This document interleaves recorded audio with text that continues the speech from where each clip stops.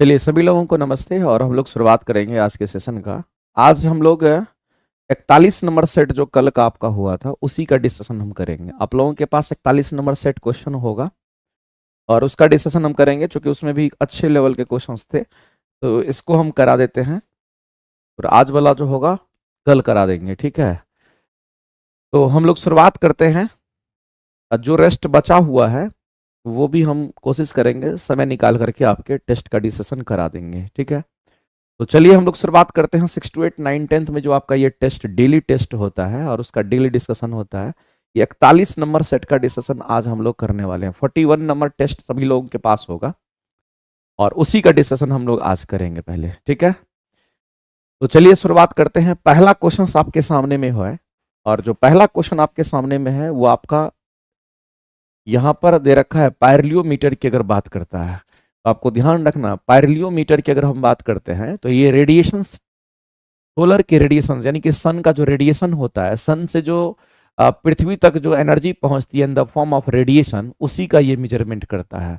तो solar radiations को मापने के लिए, सोलर रेडिएशंस का मेजरमेंट करने के लिए किसका इस्तेमाल करते हैं? तो हम लोग पायरलियोमीटर एक डिवाइस है, इसी डिवाइस से हम लोग क्या करते हैं? सोलर रेडिएशंस का मेजरमेंट करते हैं। इससे हम सोलर रेडिएशंस को मापते हैं, ये चीज आपको ध्यान रखना। सोलर रेडिएशंस को मापने का ये कार्य करता है। इसको मापता है तो आप ध्यान रखेंगे, ये हमारा सोलर रेडिएशंस को मापता है। सोलर रेडिएशन को मापता है, इस बात को आप ध्यान रखेंगे। ये हमारा सोलर रेडिएशंस को मापता है, ये चीज आपको ध्यान रखना है। हम पायरलियोमीटर की बात कर रहे हैं, सोलर रेडिएशन को मापता है। अब आपको लगेगा सर सोलर रेडिएशन है क्या, तो समझ लीजिए, जैसे कि अगर हम सूरज की बात करते हैं तो सूरज से चारों तरफ जो हमारा यहां से प्रकाश निकलता है in the form of electromagnetic wave, और यही इलेक्ट्रोमैग्नेटिक वेव अगर हमारी पृथ्वी पर अगर आती है, इसको हम मान लेते कि ये हमारा गोलाकार जो होता है वो हमारा पृथ्वी है और इसको हम पृथ्वी मान लिए। तो इस पृथ्वी पर जो सूरज की रोशनी पहुंचती है in the form of electromagnetic wave, ये हमारा इलेक्ट्रोमैग्नेटिक वेव के रूप में पहुंचता है। और इस इलेक्ट्रोमैग्नेटिक वेव को हम लोग क्या कहते हैं? विद्युत चुंबकीय तरंग कहते हैं। इसको हम लोग क्या कहते हैं? तो ये हमारा विद्युत चुंबकीय तरंग के रूप में हमारे पृथ्वी तक पहुंचती है, जिसको इलेक्ट्रोमैग्नेटिक वेव कहते हैं। तो जो इलेक्ट्रोमैग्नेटिक वेव हमारा पहुंचता है पृथ्वी पर, मेरे भाई एक प्रकार का रेडिएशन है। इस बात को ध्यान रखना, यहां एनर्जी का ट्रांसफॉर्मेशन होता है, ये हमारा एनर्जी ट्रांसफॉर्मेशन हो रहा है, इसी को सोलर रेडिएशन कहते हैं। इसी को हम लोग क्या कहते हैं? तो इसी को हम लोग कहते हैं यहां पर सोलर रेडिएशन के नाम से हम जानते हैं। तो ये हमारा यहां पर सोलर रेडिएशन ही तो है।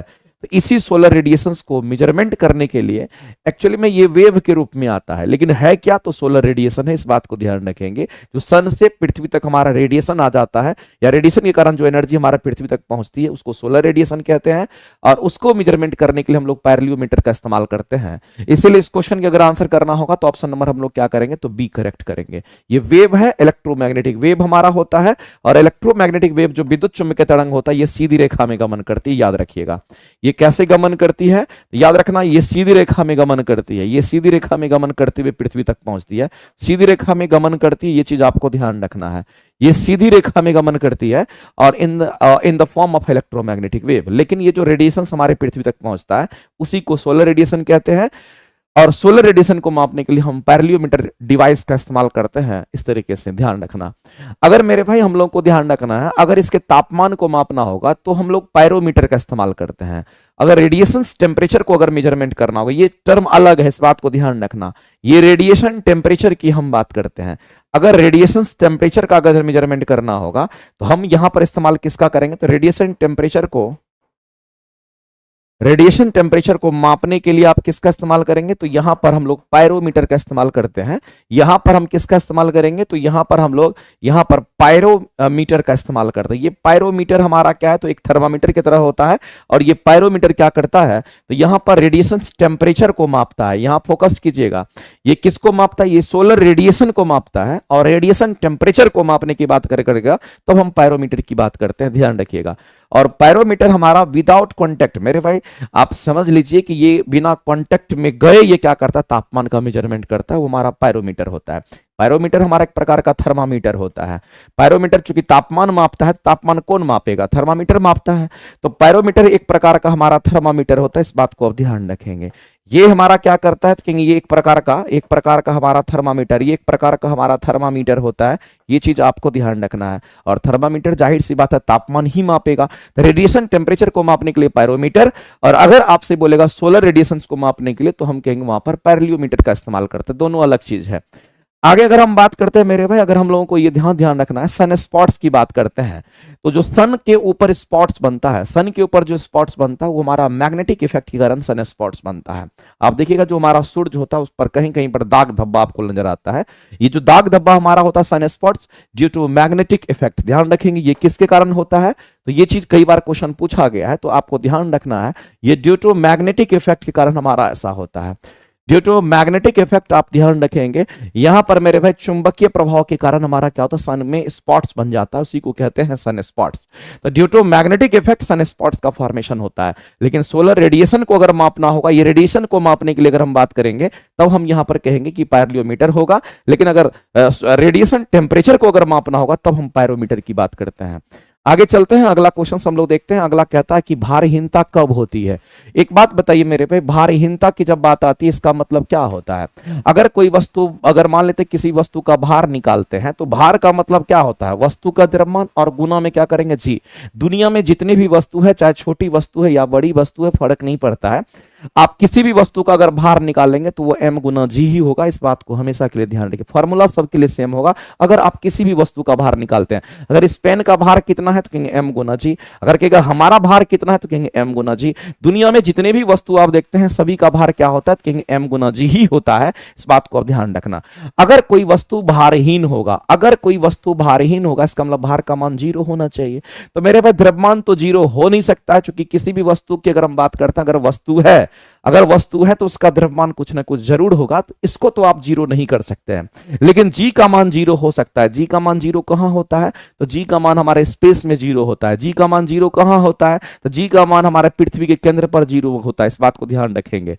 तो मेरे भाई भारहीनता की जो स्थिति होती है ना, जब तक गुरुत्वाकर्षण त्वरण की हम बात करते हैं, जो इस जी की हम बात करते हैं, ये अगर 0 हो जाएगा तो हम कहेंगे ये भारहीन हो जाएगा। और अगर ये टर्म अगर 0 हो गया तो हम कहेंगे द्रव्यमान 0 नहीं होगा, जी 0 होता है। तब कहेंगे भार का मान हमारा क्या होगा, तो कहेंगे यहां पर हमारा 0 हो गया। अगर मेरे भाई भार का मान 0 हो गया, यदि भार का मान 0 हो गया तो इसी को हम कहते हैं भारहीनता। इसी को हम लोग क्या कहते हैं, तो इसी को हम लोग भारहीनता कहते हैं, यानी उसके अंदर कोई भार नहीं है। इस बात को आप ध्यान रखिएगा। तो जी का मान 0 तो हमारा होगा, लेकिन जी का मान 0 कहां पे होता है, तो स्मॉल जी का मान जो 0 होता है ये पृथ्वी के केंद्र पर 0 होता है। स्मॉल जी का मान जो 0 होता है, याद रखिए, ये पृथ्वी के केंद्र पर, पृथ्वी के केंद्र की अगर हम बात करते हैं, पृथ्वी के केंद्र पर स्मॉल जी का मान 0 होता है। साथ ही साथ स्मॉल जी का मान अगर 0 की अगर हम बात करेंगे, ये कहां पर और 0 होगा, तो आपको ध्यान रखना। चलो इसको थोड़ा अच्छे तरीके से लिख देते हैं।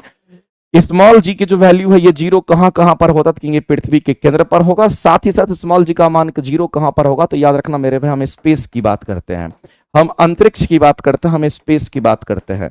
जब अंतरिक्ष में अगर आप जाते हैं तो उस अंतरिक्ष में जी का मान 0 होता है, यानी कि मेरे भाई वहां पर ग्रेविटी का इफेक्ट खत्म हो जाता है, स्पेस में 0 होता है। ध्यान रखेंगे।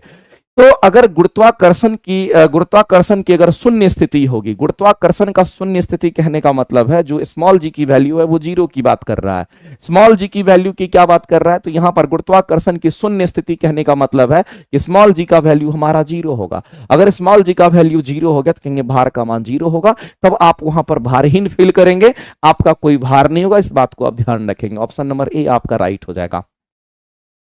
घटने से नहीं होगा मेरे भाई। निर्वात की स्थिति में जो होता है, तो निर्वात की स्थिति में सबसे अधिकतम भार मिलता है। किसी भी वस्तु का भार, मेरे भाई इस बात को ध्यान रखना, ये बहुत इंपॉर्टेंट है।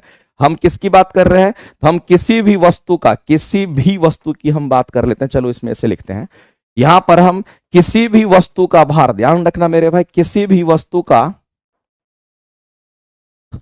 वस्तु का अधिकतम भार की अगर हम बात करते हैं, कहां पर, तो कहेंगे अधिकतम भार की अगर बात करते हैं, अधिकतम भार कब फील होता है, तो निर्वात की स्थिति में होता है। ये कहां पर होगा, तो ये निर्वात की स्थिति में होता है। इस बात को ध्यान रखना। निर्वात की स्थिति में हमारा होता है। निर्वात का मतलब आप क्या समझते हैं? निर्वात का मतलब होता है कि जहां पर हमारा क्या हो, निर्वात का स्थिति कहने का मतलब है जहां पर हमारा कोई भी चीज नहीं हो। जैसे ये रूम है, इसको निर्वात अगर बनाना, वैक्यूम करना है, तो इसके अंदर कोई भी डस्ट पार्टिकल या कोई भी एयर तक भी हमारा इसमें नहीं होगा, उसको निर्वात कहते हैं। और उसी में किसी वस्तु का एक्चुअल भार, किसी वस्तु का जो अपना भार होता है वो आपको फील होगा, जो उसका मैक्सिमम भार हमारा हो सकता है, एक्चुअल भार जो उसका होगा वो आपको मिलेगा। तो किसी भी वस्तु का जो एक्चुअल भार होता है वो हमारा कहां पर मिलता है? एक्चुअल भार बोलिए तो और ज्यादा सही होगा कि किसी भी वस्तु का जो आप कह सकते हैं यहां पर एक्चुअल जो हमारा भार होगा वो कहां मिलता है? तो किसी भी वस्तु का एक्चुअल भार की अगर हम बात करते हैं तो निर्वात की स्थिति में होता है, ये आपको ध्यान रखना है। तो ये तो हमारा ऐसे भी नहीं होगा, चूंकि हम लोगों को यहां पर भारहीनता की बात कर रहा था, और भारहीनता का मतलब हम सीधा कहेंगे कि भार का मतलब हमारा 0 हो जाएगा। आगे चलते हैं। अगला क्वेश्चन है मेरे भाई कि वर्षा की बूंदें गोलाकार होती है तो वह क्यों होती है, ये आपसे पूछा गया। एक बात याद रखिएगा मेरे भाई, इस पर क्वेश्चन हमेशा आता है, और जो टर्म बताते हैं वो उसको ध्यान रखना। वर्षा की बूंदें जो होती है, वर्षा की बूंदें कैसी होती है? वर्षा की बूंदें गोलाकार होती है, स्फेरिकल होती है। अगर वर्षा की बूंदें गोलाकार होती है तो मेरे भाई याद रखना, ड्यू टू सरफेस टेंशन, पृष्ठ तनाव के कारण हमारा आता है। ये पृष्ठ तनाव के कारण याद रखेंगे, ये पृष्ठ तनाव के कारण वर्षा की बूंदें गोलाकार होती है। मेरे भाई इस बात को ध्यान रखना, कई बार ये क्वेश्चन पूछा गया है कि वर्षा की बूंदें या पानी की बूंदें, वर्षा की बूंद बोले या फिर पानी की बूंद बोले, कोई फर्क नहीं पड़ता है। अगर आपको यहां पर पानी की बूंद भी बोल दे तो चलेगा। तो वर्षा की बूंद या पानी की बूंदें गोलाकार अगर होती है, कैसी होती है? अगर वह स्फेरिकल होता है, गोलाकार होता है, तो याद रखना पृष्ठ तनाव के कारण होता है। पूरा टर्म लिखेंगे और यहां पर हम कहेंगे सर वो हमारा पृष्ठ तनाव के कारण होता है। ये किसके कारण होता है? तो कहेंगे पृष्ठ तनाव के कारण होता है। दूसरा बात मेरे भाई, एक क्वेश्चन तो आपका एग्जाम में ये पूछता है, दूसरे क्वेश्चन को भी हम मार्क कर देते हैं, क्योंकि ये आपके एग्जाम का एक बेहतरीन क्वेश्चन होता है। कई बार ये क्वेश्चन पूछता है, इसलिए आप इस क्वेश्चन को ध्यान में रखेंगे कि पानी या वर्षा की बूंदें गोलाकार होगी तो पृष्ठ तनाव के कारण। अगला पॉइंट हमारे सामने में आता है कि पृष्ठ तनाव किसके कारण पैदा होता है। तो इस बात को आप ध्यान रखना, जिसको हम लोग पृष्ठ तनाव कहते हैं, इसी को इंग्लिश में सरफेस टेंशन के नाम से हम लोग जानते हैं। और ये जो सरफेस टेंशन हमारा होता है, ये कहां पर होता है? तो सरफेस टेंशन किसी पानी के अंदर नहीं होता, पानी की सतह पर होता है। याद रखेंगे मेरे भाई, ये हमारा पानी की सतह पर हमारा सरफेस टेंशन होता है। कहां पर? तो कहेंगे पानी की सतह पर, पानी की सतह पर सरफेस टेंशन होता है। ये चीज आपको ध्यान रखना है। लेकिन पृष्ठ तनाव का अगर कारण अगर आप पूछता है, पृष्ठ तनाव का अगर आपसे कारण पूछता है, तो याद रखना ये हमारा यहां पर अनबैलेंस कोहेसिव फोर्स होता है, जिसको हम लोग स्वसंजक, असंतुलित स्वसंजक बल के नाम से हम लोग जानते हैं। इसको हम लोग कहेंगे यहां पर स्वसंजक बल कह दीजिए, या फिर इसी को असंतुलित यहां पर स्वसंजक बल के नाम से कहिए। अनबैलेंस्ड स्वसंजक बल की हम बात करते हैं, इसको स्वसंजक बल कहते हैं, और इंग्लिश में इसको कहते हैं ये हमारा कोहेसिव फोर्स होता है। इंग्लिश में इसको क्या बोलेंगे? तो इसको हम लोग यहाँ पर कोहेसिव फोर्स के नाम से जानते हैं। ये हमारा कोहेसिव फोर्स होता है, ये बात आपको ध्यान रखना है। तो ड्यू टू स्वसंजक बल, ड्यू टू कोहेसिव फोर्स हमारा क्या होता है? पृष्ठ तनाव डेवलप करता है। मेरे भाई ये दोनों के दोनों जो स्टेटमेंट हमने आपको बताया है, ये दोनों के दोनों आपके एग्जाम का क्वेश्चन है, इस बात को आप ध्यान रखना। और जो स्वसंजक बल होता है हमारा, ये कौन सा बल है? ये आंतरिक बल हमारा होता है। किसी भी मॉलिक्यूल्स के बीच में लगने वाले जो बल होते हैं उसको अंतराण्विक बल कहते हैं। और उसी अंतराण्विक बल में दो तरह का बल होता है, एक स्वसंजक होता है, एक असंजक होता है। स्वसंजक बल सेम मॉलिक्यूल्स के बीच में, और असंजक बल हमारा डिफरेंट मॉलिक्यूल्स के बीच में लगता है। लेकिन ये स्वसंजक और असंजक बल जो हमारा होता है, ये अंतराण्विक बल ही है दोनों, इस बात को ध्यान समझिएगा। तो मेरे भाई ये कारण आपको कई बार क्वेश्चन पूछता है, तो आपको आना चाहिए। दूसरा क्वेश्चन आपसे क्या पूछ सकता है, दोनों के बारे में हम थोड़ा चर्चा करेंगे, क्योंकि एग्जाम में ये क्वेश्चन पूछता है। चलो इससे पहले क्वेश्चन को सॉल्व कर लेते हैं। वर्षा की बूंदें गोलाकार होती है जल में पृष्ठ तनाव के कारण। ऑप्शन तो मेरे भाई यहाँ पर पूरा का पूरा दिख रहा है कि हमारे आंसर क्या होंगे, तो जल में पृष्ठ तनाव के कारण होगा, यानी कि जो पानी की सतह होगी वहां पर पृष्ठ तनाव के कारण हमारा होगा। तो मूल कारण आपसे पूछा गया था, आंसर करेंगे ऑप्शन नंबर सी। प्रतिरोध वगैरह की हम बात नहीं करेंगे, ये सब हमारा फर्जी है, ये सब फालतू इंफॉर्मेशन से, तो हम लोग आंसर करेंगे ऑप्शन नंबर सी, करेक्ट हो जाएगा। लेकिन हम आपको एक बात बताना चाहते हैं, ये भी आपके एग्जाम का क्वेश्चन है, आप इसको ध्यान में रखिएगा। अगर हम बात करते हैं मेरे भाई तापमान को अगर हम बढ़ाते हैं, तो याद रखें अगर हम टेम्परेचर, ये भी एक प्रकार का क्वेश्चन है, अगर हम तापमान बढ़ाते हैं किसका, तो पानी का तापमान बढ़ाते हैं। मेरे भाई हम पानी को कंसीडर कर रहे हैं, इस बात को ध्यान रखना। ये पानी के लिए हम पढ़ रहे हैं या किसी द्रव पदार्थ के लिए हम पढ़ रहे हैं? पानी बोल दीजिए या किसी द्रव पदार्थ की अगर बात कर लीजिए, तो हम यहां पर द्रव पदार्थ की बात कर रहे हैं।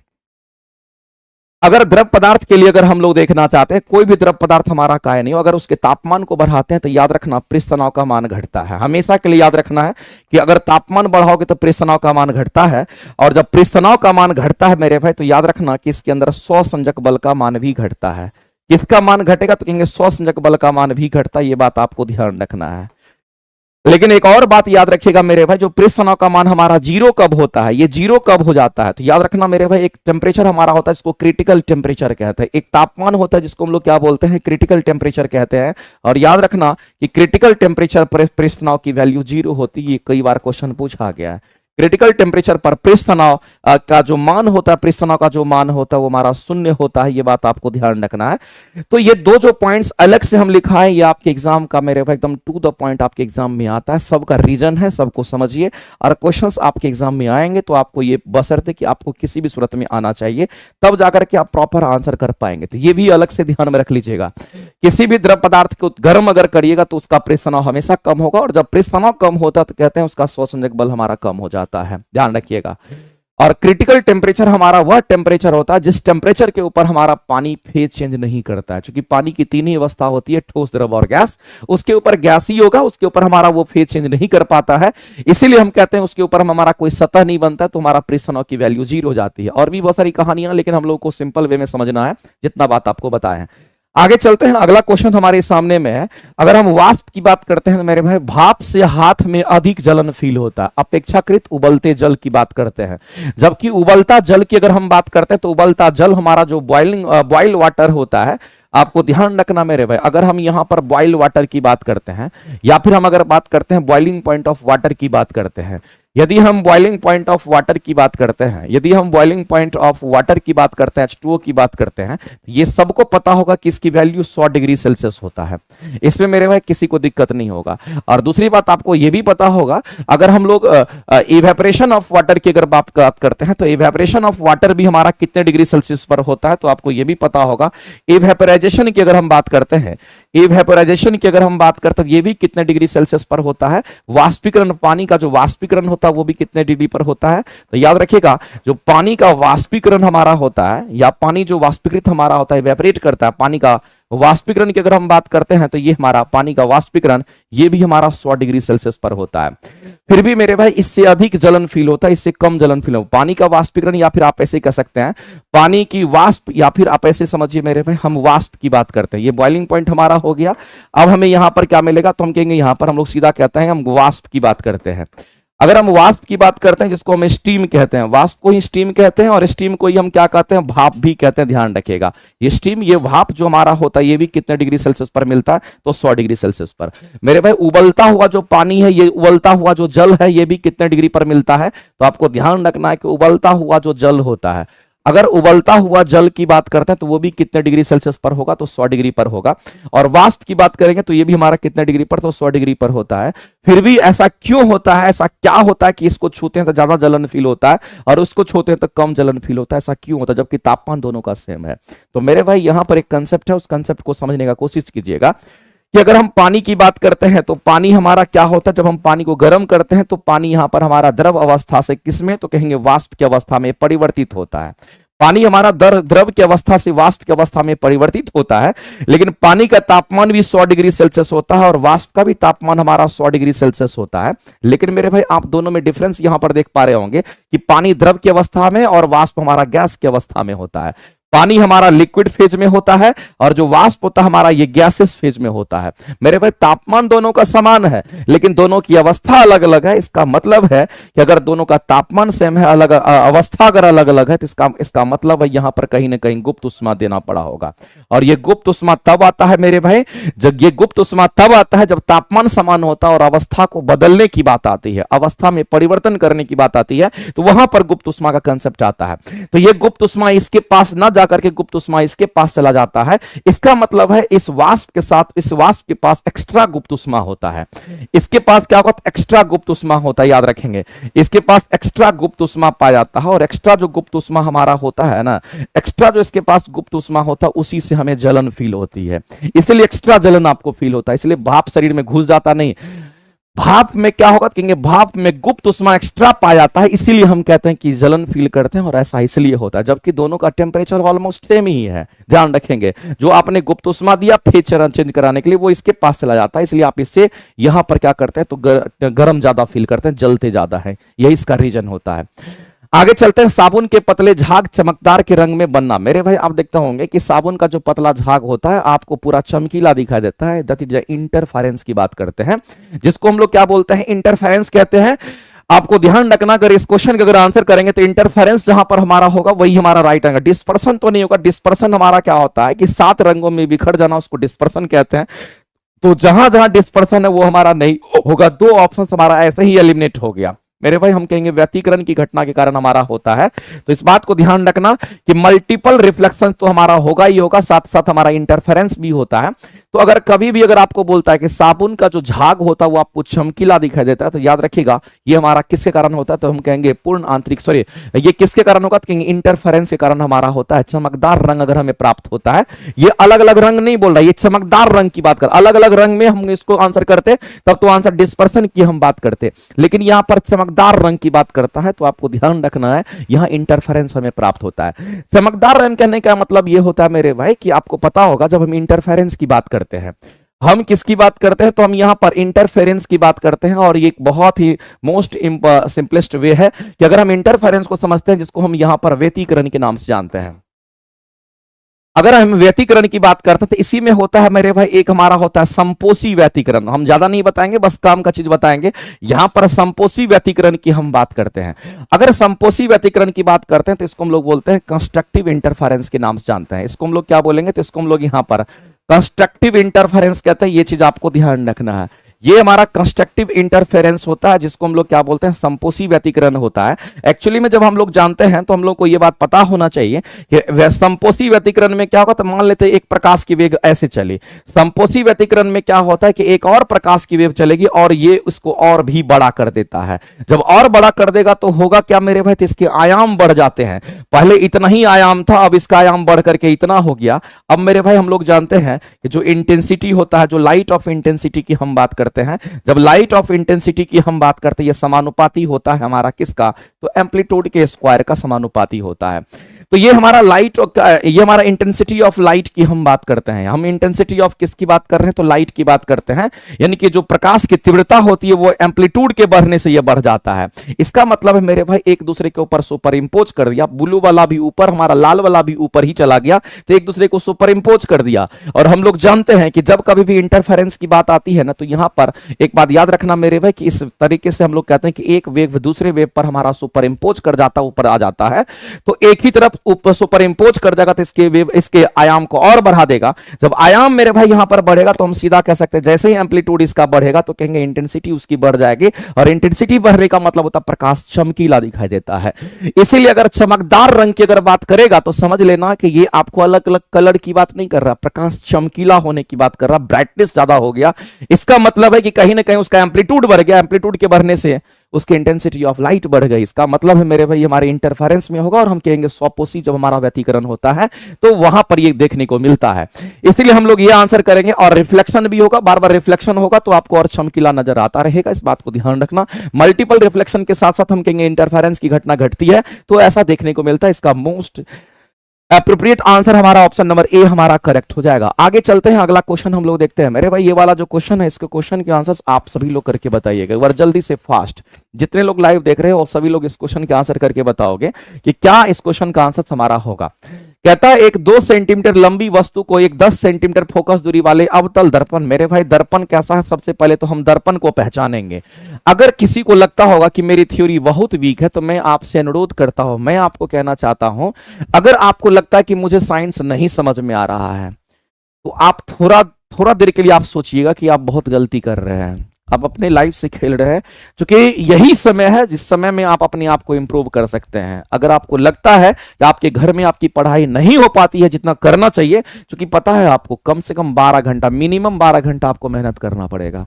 अगर आप घर पे 5 घंटा पढ़ते हैं और आप कहते हैं कि हम बीपीएससी टीचर बन जाएंगे, तो समझिए ये आपका एक भ्रम होगा, क्योंकि टीयर 4 सबके लिए एक बहुत बड़ा चुनौती होगा। जो बच्चे इसमें 12-13 घंटा 14 घंटा कंटिन्यूस मेहनत करेंगे, लगातार मेहनत करेंगे, लगातार अपनी कंटिन्यूटी को बनाए रखेंगे, उन्हीं की तैयारी बहुत अच्छी होगी।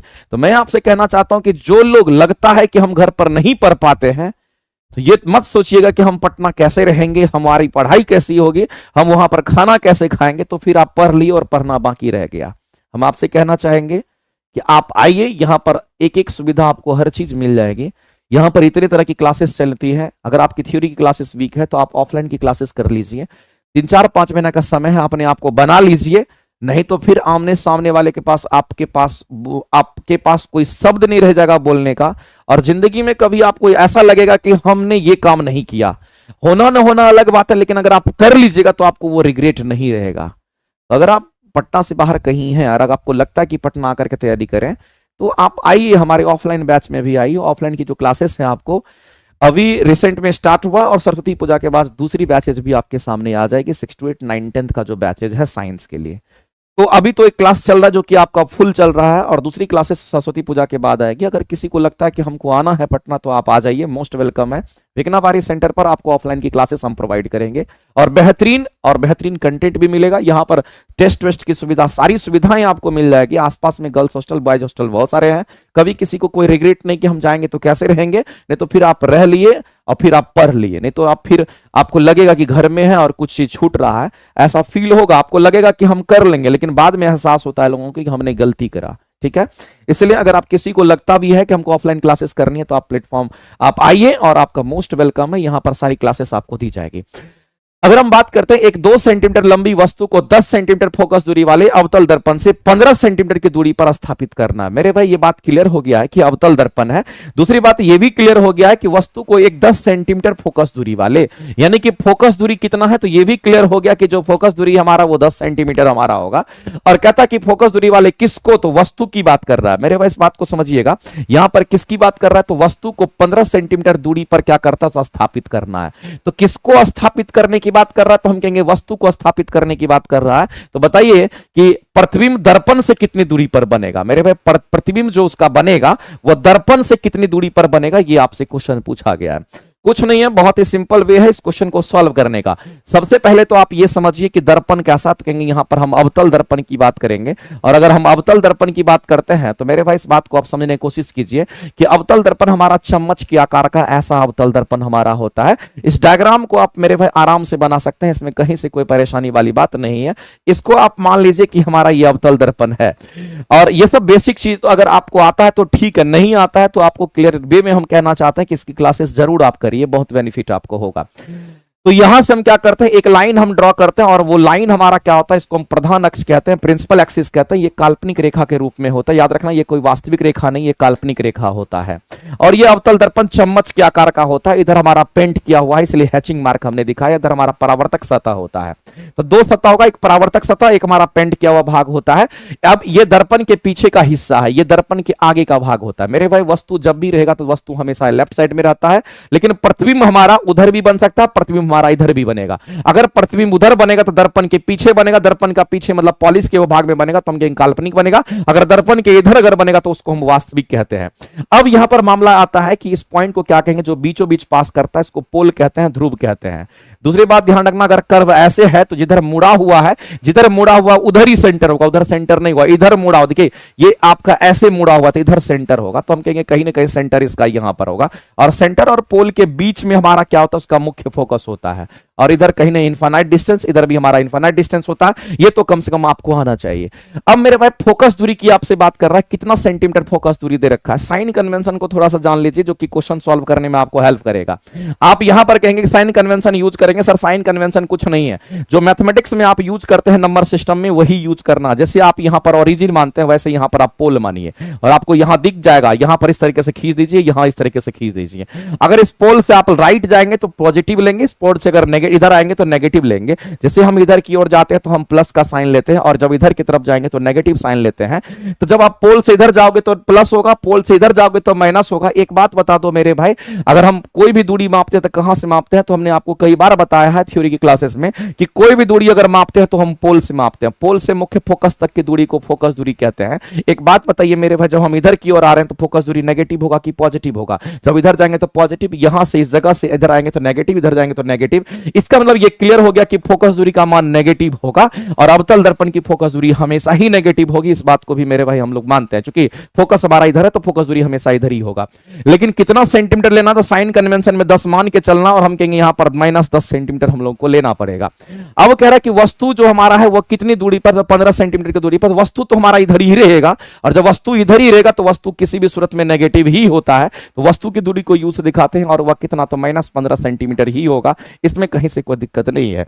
अब हम लोगों को प्रतिबिंब की दूरी पूछी गई, इसका मतलब भी का मान पूछा गया। फॉर्मूला मेरे भाई हम लोग जानते हैं, दर्पण का सूत्र हमारा होता है कि 1/f इक्वल टू हमारा 1/v और प्लस में हमारा 1/u होता है। हम लोगों को क्या कैलकुलेट करना है, तो फोकस दूरी कैलकुलेट करना है। हम लोग क्या करेंगे, तो यहां पर पुट करेंगे, सॉरी हम लोगों को प्रतिबिंब की दूरी निकालनी है। जिसकी भी दूरी निकालनी है उसको हम सेपरेट कर लेते हैं, भी को निकालना, चूंकि भी निकालना तो भी को बाहर कर लेंगे। तो 1/v का मान कितना होगा, तो कहेंगे 1/f माइनस में 1/u हो जाएगा। एकदम सिंपलेस्ट वे है, ऐसा नहीं कि बहुत टफ है, आप आसानी से समझ सकते हैं। और f की जो वैल्यू है वो कितनी है, तो f की वैल्यू -10 हम लोग लेंगे, तो यहां पर -10 लगा दिए। फॉर्मूला का मेरे भाई ये माइनस है, u जब आएगा तो वो भी माइनस लेकर के, तो माइनस माइनस प्लस हो जाएगा और हम कहेंगे यहां पर 1/15 तब लिखेंगे। अब मेरे भाई एलसीएम ले लीजिए और 10 और 15 का जो एलसीएम होगा वो कितना होगा, तो 10 और 15 का एलसीएम मुझे लगता है कि मेरे भाई 30 होगा। देख लेते हैं एक बार, 10 की बात करते हैं, 15 की बात करते हैं। अगर 5 से करके इसको कटाएंगे तो 5 दूनी 10 और 5 या 15, 3 दूना 6, 5 30। हमको लग ही रहता मेरे भाई कि इसका एलसीएम हमारा 30 होगा। तो 15 से इसको करेंगे तो 15 दूना 30, एलसीएम हमारा यहां पर 2 की हम बात करेंगे, ये हमारा 2 हो गया। और यहां पर देखेंगे 10 -10 यानी कि 10 या 30 यानी कि -3 हमारा आ जाएगा। तो -3 और +2 मिलकर के हमारा कितना होगा, कहेंगे -1/30 होगा। -1/30 किसका मान निकल करके आया है, तो -1/30 जो आप वैल्यू निकाल रहे हैं वो 1/v का मान आपके सामने निकल करके आ रहा है।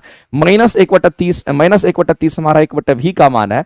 तो बताइए मेरे भाई ऐसी परिस्थिति में इस v की वैल्यू कितनी होगी, तो v का मान -30 सेंटीमीटर हमारा हो जाएगा। भी का मान हमारा कितना आ जाएगा, तो कहेंगे भी का जो मान निकल करके आया हमारा माइनस यहां पर 30 सेंटीमीटर होगा। और -30 सेंटीमीटर कहने का मतलब है मेरे भाई ये माइनस साइन इंडिकेट कर रहा है कि इधर हमारा प्रतिबिंब बनेगा। सॉरी माइनस साइन इंडिकेट कर रहा है कि प्रतिबिंब हमारा इधर बनेगा तो वास्तविक बनेगा तो कितनी दूरी पर बनेगा, इस दर्पण से, ये दर्पण से 30 सेंटीमीटर की दूरी पर बनेगा। यानी कहने का मतलब है मेरे भाई नेगेटिव साइन इंडिकेट करता है कि लेफ्ट साइड हमारा इमेज बनेगा, नेगेटिव साइन इंडिकेट करता है हमारा लेफ्ट साइड बनेगा। कितनी दूरी पर बनेगा, तो 30 सेंटीमीटर की दूरी पर बनेगा। तो आपको दर्पण से दूरी पूछा गया था, आपसे दर्पण से दूरी पर पूछा, प्रतिबिंब जो पूछा गया है, प्रतिबिंब हमारा दर्पण से कितनी दूरी पर बनेगा ये आपसे पूछा गया था। तो 30 सेंटीमीटर की दूरी दर्पण से बनेगा, लेकिन किधर बनेगा, तो कहेंगे लेफ्ट साइड में बनेगा। और जब लेफ्ट साइड में बनेगा तो नेगेटिव को देखते हुए हम ये कह सकते हैं मेरे भाई उधर इमेज बनेगा, उस साइड बनेगा, तो हम कहेंगे यहां पर हमारा वास्तविक इमेज का निर्माण होगा। ये कैसा बनेगा, तो कहेंगे वास्तविक प्रतिबिंब बनेगा। और ये वास्तविक प्रतिबिंब अगर कभी भी बनता है तो याद रखिएगा वास्तविक प्रतिबिंब हमेशा उल्टा होता है। हमेशा के लिए ये बात याद रखना कि वास्तविक प्रतिबिंब हमेशा कैसा होगा, कि हमेशा उल्टा बनता है, इसमें कहीं से कोई दिक्कत नहीं है। तो बताइए साइन कन्वेंशन अगर आपको पता है तो क्वेश्चन बनाना कितना आसान है और आसानी से आप बना सकते हैं, इसमें कहीं से कोई दिक्कत वाली बात नहीं है। ठीक है, आगे चलते हैं, आगे बढ़ते हैं और अगले क्वेश्चंस को हम लोग देखते हैं। नेगेटिव का मतलब है मेरे भाई कि उस साइड इमेज बना है, पॉजिटिव अगर आता तो इस साइड इमेज बनता, वो इसका इंडिकेशन है, वो साइन कन्वेंशन है और कुछ नहीं। आगे चलते हैं, अगला क्वेश्चन हम लोग देखते हैं। इको साउंडिंग की हम बात करते हैं मेरे भाई। आपने सुना होगा इको का नाम सुने हैं ना, ध्वनि जाती है टकरा करके वापस आती, वही तो हमारा इको होता है। इको का आप सुना होगा आपने, इको मतलब प्रतिध्वनि के बारे में सुना होगा मेरे भाई। इको साउंडिंग हमारा जो तकनीक है ये इस्तेमाल होता है कहां पर, तो सोनार में इसको फिट करते हैं। या जो सोनार इको साउंडिंग तकनीक जो हमारा होता है, ये तकनीक हमारा कहां पर यूज होता है, तो हम सीधा कहना चाहते हैं कि जो सोनार हमारा सिस्टम होता है उसी में इको साउंडिंग का इस्तेमाल करते हैं। आप मेरे भाई सोनार के बारे में समझते होंगे, और जो सोनार हमारा होता है ये सोनार एक सिस्टम हमारा है, और सोनार सिस्टम में आपको ध्यान रखना है कि इसी सोनार सिस्टम में इको साउंडिंग का इस्तेमाल किया जाता है। इसी सोनार सिस्टम में ध्यान रखेंगे, इसी सोनार सिस्टम में इको साउंडिंग की हम बात करते हैं। इको साउंडिंग तकनीक का इस्तेमाल किया जाता है, इको साउंडिंग तकनीक का इस्तेमाल किया जाता है, ये चीज आपको ध्यान रखना, तकनीक का इस्तेमाल किया जाता है, ये चीज आपको ध्यान रखना। इको साउंडिंग तकनीक का इस्तेमाल किया जाता है, ये चीज आपको ध्यान रखना है, ये आपको ध्यान रखना। अब मेरे भाई एक बात बताइए कि जो सोनार है हमारा क्या करता है, तो आप कहेंगे सर सोनार जो हमारा होता है ना ये समुद्र की गहराई का पता लगाता है। अभी तक तो यही जानते हैं, समुद्र की गहराई का पता लगाता है। ये किसकी गहराई का? तो समुद्र की गहराई का, समुद्र की गहराई का पता लगाने के लिए, समुद्र की गहराई का पता लगाने के लिए हम किसका इस्तेमाल करते हैं? पता लगाने के लिए हम यहां पर सोनार का इस्तेमाल करते हैं, और उस सोनार से जो वेव निकलता है उसको अल्ट्रासोनिक वेव कहते हैं। याद रखना, इस सोनार से जो वेव हमारा निकलता है, इस वेव को क्या कहते हैं? इस वेव को हम लोग अल्ट्रासोनिक वेव के नाम से जानते हैं। इस वेव को हम लोग क्या कहते हैं? तो इसको हम अल्ट्रासोनिक वेव के नाम से जानते हैं। ये बात आपको ध्यान रखना, ये हमारा अल्ट्रासोनिक वेव होता है। तो मेरे भाई इस बात को ध्यान रखना, अगर हमारा इको साउंडिंग अगर हम सोनार सिस्टम में यूज करते हैं, इसका मतलब समुद्र की गहराई का पता लगाने के लिए ही यूज करेंगे। तो सागर की गहराई को मापने के लिए, उसकी गहराई का पता लगाने के लिए हम इसका इस्तेमाल करते हैं। सीधी सी बात है, आसानी से आप कर सकते हैं। अगर भूकंप की तरंग का रिकॉर्ड करने के लिए हम जिसका इस्तेमाल करते हैं उसको हम सिस्मोग्राफ कहते हैं। याद रखना मेरे भाई कि भूकंप की, ये तो सागर की गहराई को मापने के लिए, मापने में इसका इस्तेमाल करते हैं। इस क्वेश्चन के जो आंसर्स होंगे वो आपके निकल करके आ गए। लेकिन एक बात और समझने की कोशिश कीजिएगा मेरे भाई, ये भी क्वेश्चन आपका है कि भूकंप की तरंग को रिकॉर्ड करने के लिए, भूकंप की तरंग को रिकॉर्ड करने के लिए हम किसका इस्तेमाल करते हैं? यहां पर सिस्मोग्राफ का इस्तेमाल करते हैं। यहां पर मेरे भाई सिस्मोग्राफ का हम इस्तेमाल करते हैं, इस बात को ध्यान रखेंगे। किसका इस्तेमाल करते हैं? तो ये हमारा सिस्मोग्राफ होता है, और सिस्मोग्राफ के द्वारा हम क्या करते हैं? भूकंप की तरंग को रिकॉर्ड करते हैं। भूकंप की तरंग को रिकॉर्ड करने के लिए सिस्मोग्राफ हमारा इस्तेमाल होता है। सिस्मोग्राफ जिस स्केल पर काम करता है, सिस्मोग्राफ जिस स्केल पर काम करता है, जिस मापनी पे काम करता है, जिस स्केल पर काम करता है, जिस स्केल पर ये कार्य करता है, जिस स्केल पर ये कार्य करता है, वो कौन सा स्केल है? उसको रिचर्डसन स्केल के नाम से हम लोग जानते हैं। इसको हम लोग क्या कहते हैं मेरे भाई? तो इसको हम लोग इसको रिचर्डसन स्केल के नाम से हम लोग जानते हैं। याद रखना, उस पर ये स्केल बना हुआ रहता। तो भूकंप की तीव्रता को या भूकंप की तरंग को रिकॉर्ड करने के लिए हम सिस्मोग्राफ का इस्तेमाल करते हैं। आगे चलते हैं मेरे भाई, अगला क्वेश्चन हम लोग देखते हैं। चंद्रमा के धरातल पर दो व्यक्ति एक दूसरे से बात नहीं सुन सकते हैं। अगर चंद्रमा पर अगर हमारी आवाज और आप नहीं सुन रहे हैं, इसका मतलब है कि हमारी आवाज अगर आप तक नहीं पहुंच रही है, इसका मतलब वहां कोई वायुमंडल नहीं है, इसका मतलब वहां कुछ भी नहीं है। क्योंकि हमको पता है मेरे भाई कि मेरी आवाज अगर आप तक पहुंचती है तो हम लोग जानते हैं वो हमारा क्या? तो मॉलिक्यूलर वाइब्रेशन के कारण आवाज आती है, मॉलिक्यूलर डिस्टर्बेंस के कारण वो आवाज आती है। जब मॉलिक्यूल से नहीं हुआ तो डिस्टर्बेंस कहां से होगा? जब डिस्टर्बेंस नहीं होगा तो हमारी आवाज आप तक पहुंचेगी। इसका मतलब वहां पर कोई हमारा, हम सीधा कहेंगे वहां पर कोई वायुमंडल, चंद्रमा पर कोई वायुमंडल, चंद्रमा पर वायुमंडल नहीं है, इसलिए ऐसा होता है। क्योंकि हमारी आवाज को, साउंड को जाने के लिए क्या चाहिए? तो वायुमंडल चाहिए, और जहां पर धूल कण वगैरह मौजूद होते हैं उसके डिस्टर्बेंस के कारण साउंड प्रोपेगेट करता है in the form of energy.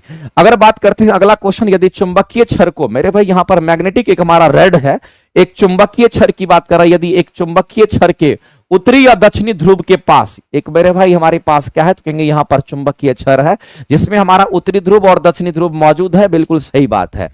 कहने का मतलब यह है मेरे भाई कि हमारे पास क्या है? तो हम सीधा मान लेते हैं कि हमारे पास यहां पर एक चुंबकीय छड़ की हम बात करते हैं, और ये चुंबकीय छड़ को हम लोग यहां पर देख रहे हैं। जो भी चुंबकीय छड़ हमारा यहां पर, जिसमें नॉर्थ पोल और साउथ पोल अवेलेबल है, इसको हम कहेंगे यहां पर हमारा नॉर्थ पोल है, यहां पर हमारा साउथ पोल है। मेरे भाई इस बात को ध्यान रखना, ये एक हमारा क्या? तो कहेंगे चुंबक है, जिसको हम लोग कहते हैं ये हमारा परमानेंट मैग्नेट के रूप में हमारा एक मैग्नेट है, जिसको हम कहेंगे ये हमारा मैग्नेट है, और इसके अंदर मैग्नेटिक प्रॉपर्टी होती है। लेकिन मेरे भाई इस बात को ध्यान में रखना, अगर कोई हमारा मैग्नेट होता है तो सबसे अधिक स्ट्रेंथ जो होता है, मैग्नेटिक स्ट्रेंथ सबसे अधिक कहां पर होता है? तो कहेंगे सबसे अधिक मैग्नेटिक स्ट्रेंथ, याद रखिएगा कहां होता है? तो याद रखना मेरे भाई कि सबसे अधिक मैग्नेटिक स्ट्रेंथ कहां होगा? सबसे अधिक अगर मैग्नेटिक स्ट्रेंथ की अगर हम बात करते हैं तो सबसे अधिक मैग्नेटिक स्ट्रेंथ हमारा अगर कहीं पर होता है तो याद रखना ये पोल पर होता है। कहां पर होता है? तो पोल पर होता है। पोल कहने का मतलब मेरे भाई ये नॉर्थ पोल भी हो सकता है या फिर हमारा साउथ पोल भी हो सकता है। दोनों पोल पर हमारा सबसे अधिक मैग्नेटिक स्ट्रेंथ होता है। सबसे कम मैग्नेटिक स्ट्रेंथ कहां होता है? तो याद रखना मेरे भाई सबसे कम अगर मैग्नेटिक स्ट्रेंथ की अगर बात करता है, अगर सबसे कम मैग्नेटिक स्ट्रेंथ की अगर बात करता है तो आपको ये बताना पड़ेगा कि सबसे कम मैग्नेटिक स्ट्रेंथ कहां होता है? तो इन दोनों पोल के बीच में होता है। यानी कि मेरे भाई दोनों पोल के, हम कहेंगे दोनों जो पोल है उस दोनों पोल के बीच में होगा। मेरे भाई इस बात को ध्यान रखना, दोनों पोल के बीच में हमारा होता है, दोनों के पोल के बीच में हमारा सबसे कम होता है। इस बात को ध्यान रखना। यहां पर क्या होता है? नॉर्थ वाला और साउथ वाला दोनों अपोजिट नेचर का होता है, तो ये क्या करता है? इसको चूंकि अपोजिट नेचर कहीं ना कहीं उसको न्यूट्रल कर देता है, इसीलिए मैग्नेटिक स्ट्रेंथ बीच में हमारा, दोनों पोल के बीच में हमारा क्या होता है? सबसे कम होता है। यानी कि सबसे कम की हम बात करते हैं मैग्नेटिक स्ट्रेंथ की, ध्यान में रखेंगे। अब मेरे भाई हमारे पास क्या है, तो मैग्नेट है। इस मैग्नेट के पास हम क्या लेके जाएंगे, तो हम मैग्नेट के पास किसको लेकर के जाना चाहते हैं, प्रति चुंबकीय पदार्थ को लेकर के जाना चाहते हैं। मेरे भाई हमारे पास जो चुंबकीय पदार्थ होता है वो कौन कौन सा होता है। अगर हम चुंबकीय पदार्थ की बात कर लेते हैं, थोड़ा सा इधर जान लीजिए। अगर हम चुंबकीय पदार्थ की अगर बात कर लेते हैं तो मैं आपको बता देना चाहता हूं कि जो हमारे चुंबकीय पदार्थ होते हैं, ये मैग्नेटिक मटेरियल हमारा कौन सा होता है, एक हमारा डायामैग्नेटिक मटेरियल होता है, इसको हम लोग डायामैग्नेटिक मटेरियल के नाम से हम जानते हैं, याद रखिएगा मेरे भाई। और दूसरा हमारा क्या होता है, कहेंगे यहां पर पारामैग्नेटिक मटेरियल होता है। एक डाया हो गया, तो दूसरा हमारा पारा मैग्नेटिक मटेरियल के नाम से हम लोग जानते हैं, ये पारामैग्नेटिक मटेरियल होगा। और तीसरा जो हमारा होता है, इसी को हम कहते हैं लोह चुंबकीय, जिसको हम कहते हैं फेरोमैग्नेटिक मटेरियल के नाम से जानते हैं। इसको हम लोग क्या कहेंगे, तो ये हमारा फेरोमैग्नेटिक मटेरियल होता है। ये चीज आपको ध्यान रखना है, ये हमारा फेरोमैग्नेटिक मटेरियल होता है। अगर हम डायामैग्नेटिक मटेरियल की अगर बात करते हैं मेरे भाई, तो इस डायामैग्नेटिक मटेरियल के अंदर हमारा प्रतिकर्षण का गुण होता है। इसके अंदर किसका गुण होता है, तो मैं एक लाइन में कह देना चाहता हूं मेरे भाई, इसमें प्रतिकर्षण का गुण होता है। ये चीज आपको ध्यान रखना है, इसमें प्रतिकर्षण का गुण होता है। जबकि अगर हम पारामैग्नेटिक मटेरियल की बात करते हैं या फिर फेरोमैग्नेटिक मटेरियल की अगर हम बात करते हैं, इन दोनों में कैसा होता है, इन दोनों में आकर्षण का गुण होता है। तो आपको ध्यान रखना मेरे भाई, इन दोनों में कैसा गुण होगा, तो इन दोनों मटेरियल में, इन दोनों में आकर्षण का गुण होता है। ये चीज आपको ध्यान रखना है। इन दोनों में कैसा गुण होगा, तो इन दोनों में आकर्षण का गुण होता है। ये चीज आपको हमेशा के लिए याद रखना है। तो इन दोनों में आकर्षण का गुण होता है, इसमें हमारा क्या होता है, प्रतिकर्षण का गुण होता है। इस डायामैग्नेटिक मेटल को प्रतिचुंबकीय कहते हैं, इसको अनुचुंबकीय कहते हैं, इसको लोह चुंबकीय कहते हैं। प्रतिचुंबकीय, अनुचुंबकीय, लोह चुंबकीय पदार्थ हमारा होता है। इसमें प्रतिकर्षण का गुण होगा, इन दोनों में हमारा आकर्षण का गुण होता है। जब किसी मैग्नेट के पास हम लेकर के इसको लेकर के जाएंगे तो प्रतिकर्षण ही पैदा करेगा हमेशा। इसलिए मेरे भाई इस बात को ध्यान रखना, अगर आपसे प्रतिचुंबकीय पदार्थ को अगर ले जाने की बात कर रहा है तो प्रतिचुंबकीय पदार्थ हम डायामैग्नेटिक मटेरियल को कहते हैं। हम किसको कहते हैं, तो याद रखेंगे ये हमारा डायामैग्नेटिक जो मटेरियल होता है हम उसकी बात करते हैं। अगर कोई हमारा डायामैग्नेटिक मटेरियल हमारा होता है तो उसके पास हम अगर लेकर के जाएंगे तो उसके अंदर तुम्हारा रिपल्सन का गुण होता है, प्रतिकर्षण का गुण होता है। इसका मतलब ये ध्रुव द्वारा क्या करेगा, उसको प्रतिकर्षित कर दिया जाएगा, आकर्षित तो नहीं करेगा। हम कहेंगे यहां पर उत्तरी ध्रुव द्वारा मेरे भाई इस बात को ध्यान रखना है, यहां पर उत्तरी और दक्षिणी ध्रुव दोनों लिया है। अगर उत्तरी ध्रुव और दक्षिणी ध्रुव दोनों लिया है तो आप किसी एक को नहीं कह सकते। यहां देखिए, उत्तरी ध्रुव द्वारा प्रतिकर्षित बोल रहा है और दक्षिणी ध्रुव द्वारा आकर्षित कहता है। मेरे भाई इस बात को ध्यान रखना कि हमेशा डायामैग्नेटिक मटेरियल में हमेशा प्रतिकर्षण ही होता है, इसके अंदर आकर्षण नहीं होगा। इस बात को ध्यान रखेंगे, इसलिए ध्रुव द्वारा प्रतिकर्षित ही होगा। लेकिन अगर हम इसकी दोनों की बात करते हैं, दोनों आकर्षित ही होगा। इस बात को आप समझिए। सबसे अच्छा हमारा चुंबकीय गुण इसमें होता है, उसके बाद इसमें होता है, सबसे घटिया चुंबकीय गुण हमारा इसी में होता है। तो आंसर करेंगे ऑप्शन नंबर बी आपका यहां पर क्या हो जाएगा, तो राइट हो जाएगा इस क्वेश्चन के लिए। तो मेरे भाई डायामैग्नेटिक जो मटेरियल हमारा होता है वो रिपल्सन इन नेचर होता है, उसके अंदर प्रतिकर्षण का गुण होता है और भी बहुत सारी प्रॉपर्टियां होती है। जब आप मैग्नेटिक प्रॉपर्टी पढ़ते हैं, जब आप मैग्नेटिज्म पढ़ते हैं तो वहां पर ये सारी चीजें बहुत डिटेल में निकल करके आती है। चलिए आगे हम लोग बात करते हैं जो सामान्य ट्यूबलाइट है। मेरे भाई ट्यूबलाइट की अगर हम बात करते हैं, जो ट्यूबलाइट हमारा फ्लोरेसेंट ट्यूब की अगर हम बात करते हैं, इस बात को आप ध्यान रखना, हम किसकी बात कर रहे हैं यहां पर, हम यहां पर फ्लोरेसेंट ट्यूब की हम बात करते हैं। ये जो हमारा फ्लोरेसेंट ट्यूब होता है, इसी फ्लोरेसेंट ट्यूब को हम क्या कहते हैं, इसी को हम ट्यूबलाइट के नाम से जानते हैं। इसी को हम क्या कहते हैं मेरे भाई, तो इसी को हम लोग यहां पर ट्यूबलाइट कहते हैं।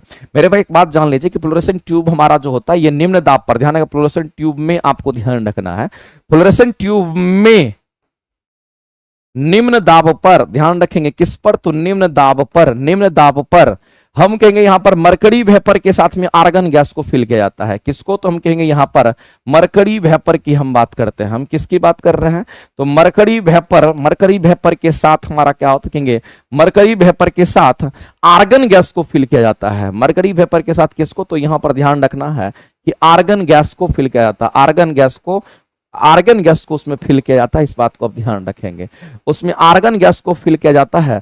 मरकरी वेपर के साथ हमारा कौन सा गैस फिल किया जाता है, आर्गन गैस को फिल किया जाता है। लेकिन मेरे भाई निम्न दाब पर इसको भरते हैं, दैट इज इंपॉर्टेंट। ये आपको ध्यान रखना है कि हमारा लो प्रेशर, उसके अंदर जो प्रेशर होता है, दाब होता है, वो लो होता है और उसके अंदर हमारा मरकरी वेपर के साथ साथ हम कहेंगे आर्गन गैस को उसमें फिल करते हैं। ये चीज आपको ध्यान रखना है। तो जो फ्लोरेसेंट ट्यूब हमारा होता है इसी पे हमारा काम करता है और हम कहते हैं इसमें से कौन सा होगा, तो आर्गन गैस के साथ मरकरी वेपर होगा, नियोन के साथ सोडियम वेपर नहीं। सोडियम वेपर मेरे भाई जो सोडियम हमारा होता है हाईली रिएक्टिव होता है, इसका इस्तेमाल नहीं करेंगे हम। मरकरी वेपर का इस्तेमाल हम लोग करते हैं जो कि लिस्ट रिएक्टिव एलिमेंट की तरफ हमारा आता है और मरकरी वेपर हमारा यहां पर इस्तेमाल होता है आर्गन गैस के साथ, ध्यान रखेंगे। आगे चलते हैं। अगला हमारा दे रखा है मेरे भाई आपके सामने में बीपीएससी शिक्षक भर्ती नियुक्ति बैच की बात हम करते हैं, और आपका बार बार हम आपके सामने में ये आता होगा। नियुक्ति बैच आप लोगों में से अगर किसी ने अगर नियुक्ति बैच की क्लासेस अगर नहीं की होगी तो मैं आपसे बस यही कहना चाहूंगा कि इस बार अगर बेरा पार अगर लगाएगा तो आपको उसमें नियुक्ति बैच का भी एक अहम रोल होगा। तो जिन्हें भी बच्चों के पास नियुक्ति बैच की क्लासेस नहीं है, क्योंकि इसमें मेरा मानना है कि हम अलग अलग तरह के क्वेश्चंस को लाएंगे, आपको ऐसे ऐसे क्वेश्चन से हम रूबरू कराएंगे जो क्वेश्चंस आपको लगेगा यही एग्जाम में छपेगा, और वैसे ही क्वेश्चंस को इसमें हम करवाएंगे। ठीक है, धीरे धीरे करके स्लोली स्लोली करके इसमें क्वेश्चंस के लेवल अलग अलग तरह के आएंगे। तो नियुक्ति बैच अगर प्लेटफॉर्म बाय नवीन कुमार सिंह सर एप्लीकेशन पर अगर सर्च करिएगा तो नियुक्ति बैच आपको 6 to 8 9 10th का 4000 क्वेश्चन वाला दिखेगा। इस क्लासेस को आप करिए, आपको बहुत बेनिफिट होगा। ठीक है, इसमें 4000 प्लस एमसीक्यू तो हम कराएंगे, लेकिन ये 4000 नहीं मेरे भाई, 4000 की तरफ नजर नहीं होना चाहिए, नजर हमारा होना चाहिए 20000 क्वेश्चन तक पहुंचेंगे, और ऐसे ऐसे क्वेश्चन तक पहुंचेंगे जो एग्जाम में खास करके पूछता है। इतना क्वेश्चन करके जाएंगे, सामने दिखेगा टिक करके आ जाएंगे, देखना तुमको लगेगा कि साइंस हमारा सब पढ़ा हुआ था, एक एक टर्म हम पढ़ करके आए थे। आगे बात करते हैं, चूंकि इतना तोड़ करके इतना जोर करके इतना बढ़िया तरीके से करा देंगे कि तुम्हारी तैयारी बेहतरीन हो ही जाएगी। मेरे भाई विद्युत चुंबकीय प्रेरण की बात करते हैं हम, यहां पर विद्युत चुंबकीय प्रेरण पर की बात करते हैं। तो एक बात आप समझ लीजिए मेरे भाई, ये हमारा Faraday law of electromagnetic inductions, याद रखना मेरे भाई, इलेक्ट्रोमैग्नेटिक इंडक्शंस का जो कंसेप्ट दिया वो किसने दिया है? अगर हम इलेक्ट्रोमैग्नेटिक इंडक्स, ये मेरे भाई इलेक्ट्रोमैग्नेटिक इंडक्शंस की अगर हम बात करते हैं, इलेक्ट्रोमैग्नेटिक इंडक्शंस, अगर हम इलेक्ट्रोमैग्नेटिक इंडक्शंस का अगर बात करते हैं तो ये जो हमारा इलेक्ट्रोमैग्नेटिक इंडक्शंस हमारा होता है, जिसको हम लोग विद्युत चुंबकीय प्रेरण कहते हैं, इसको हम लोग क्या कहते हैं? तो इसको हम लोग विद्युत चुंबकीय प्रेरण के नाम से जानते हैं। इस बात को आप ध्यान रखिए, ये विद्युत चुंबकीय प्रेरण होता है। लेकिन विद्युत चुंबकीय प्रेरण का जो कंसेप्ट दिया गया वो किसके द्वारा दिया गया? तो मैं एक लाइन में आपको कह देना चाहता हूं, कई बार क्वेश्चन पूछा है। ये विद्युत चुंबकीय हमारा प्रेरण है, इंडक्शन की बात करता है, प्रेरण पर फोकस कीजिएगा, विद्युत चुंबक का प्रेरण है। इसका जो कंसेप्ट दिया है मेरे भाई वो किसने दिया? तो आपको ध्यान रखना, ये फैराडे ने दिया है।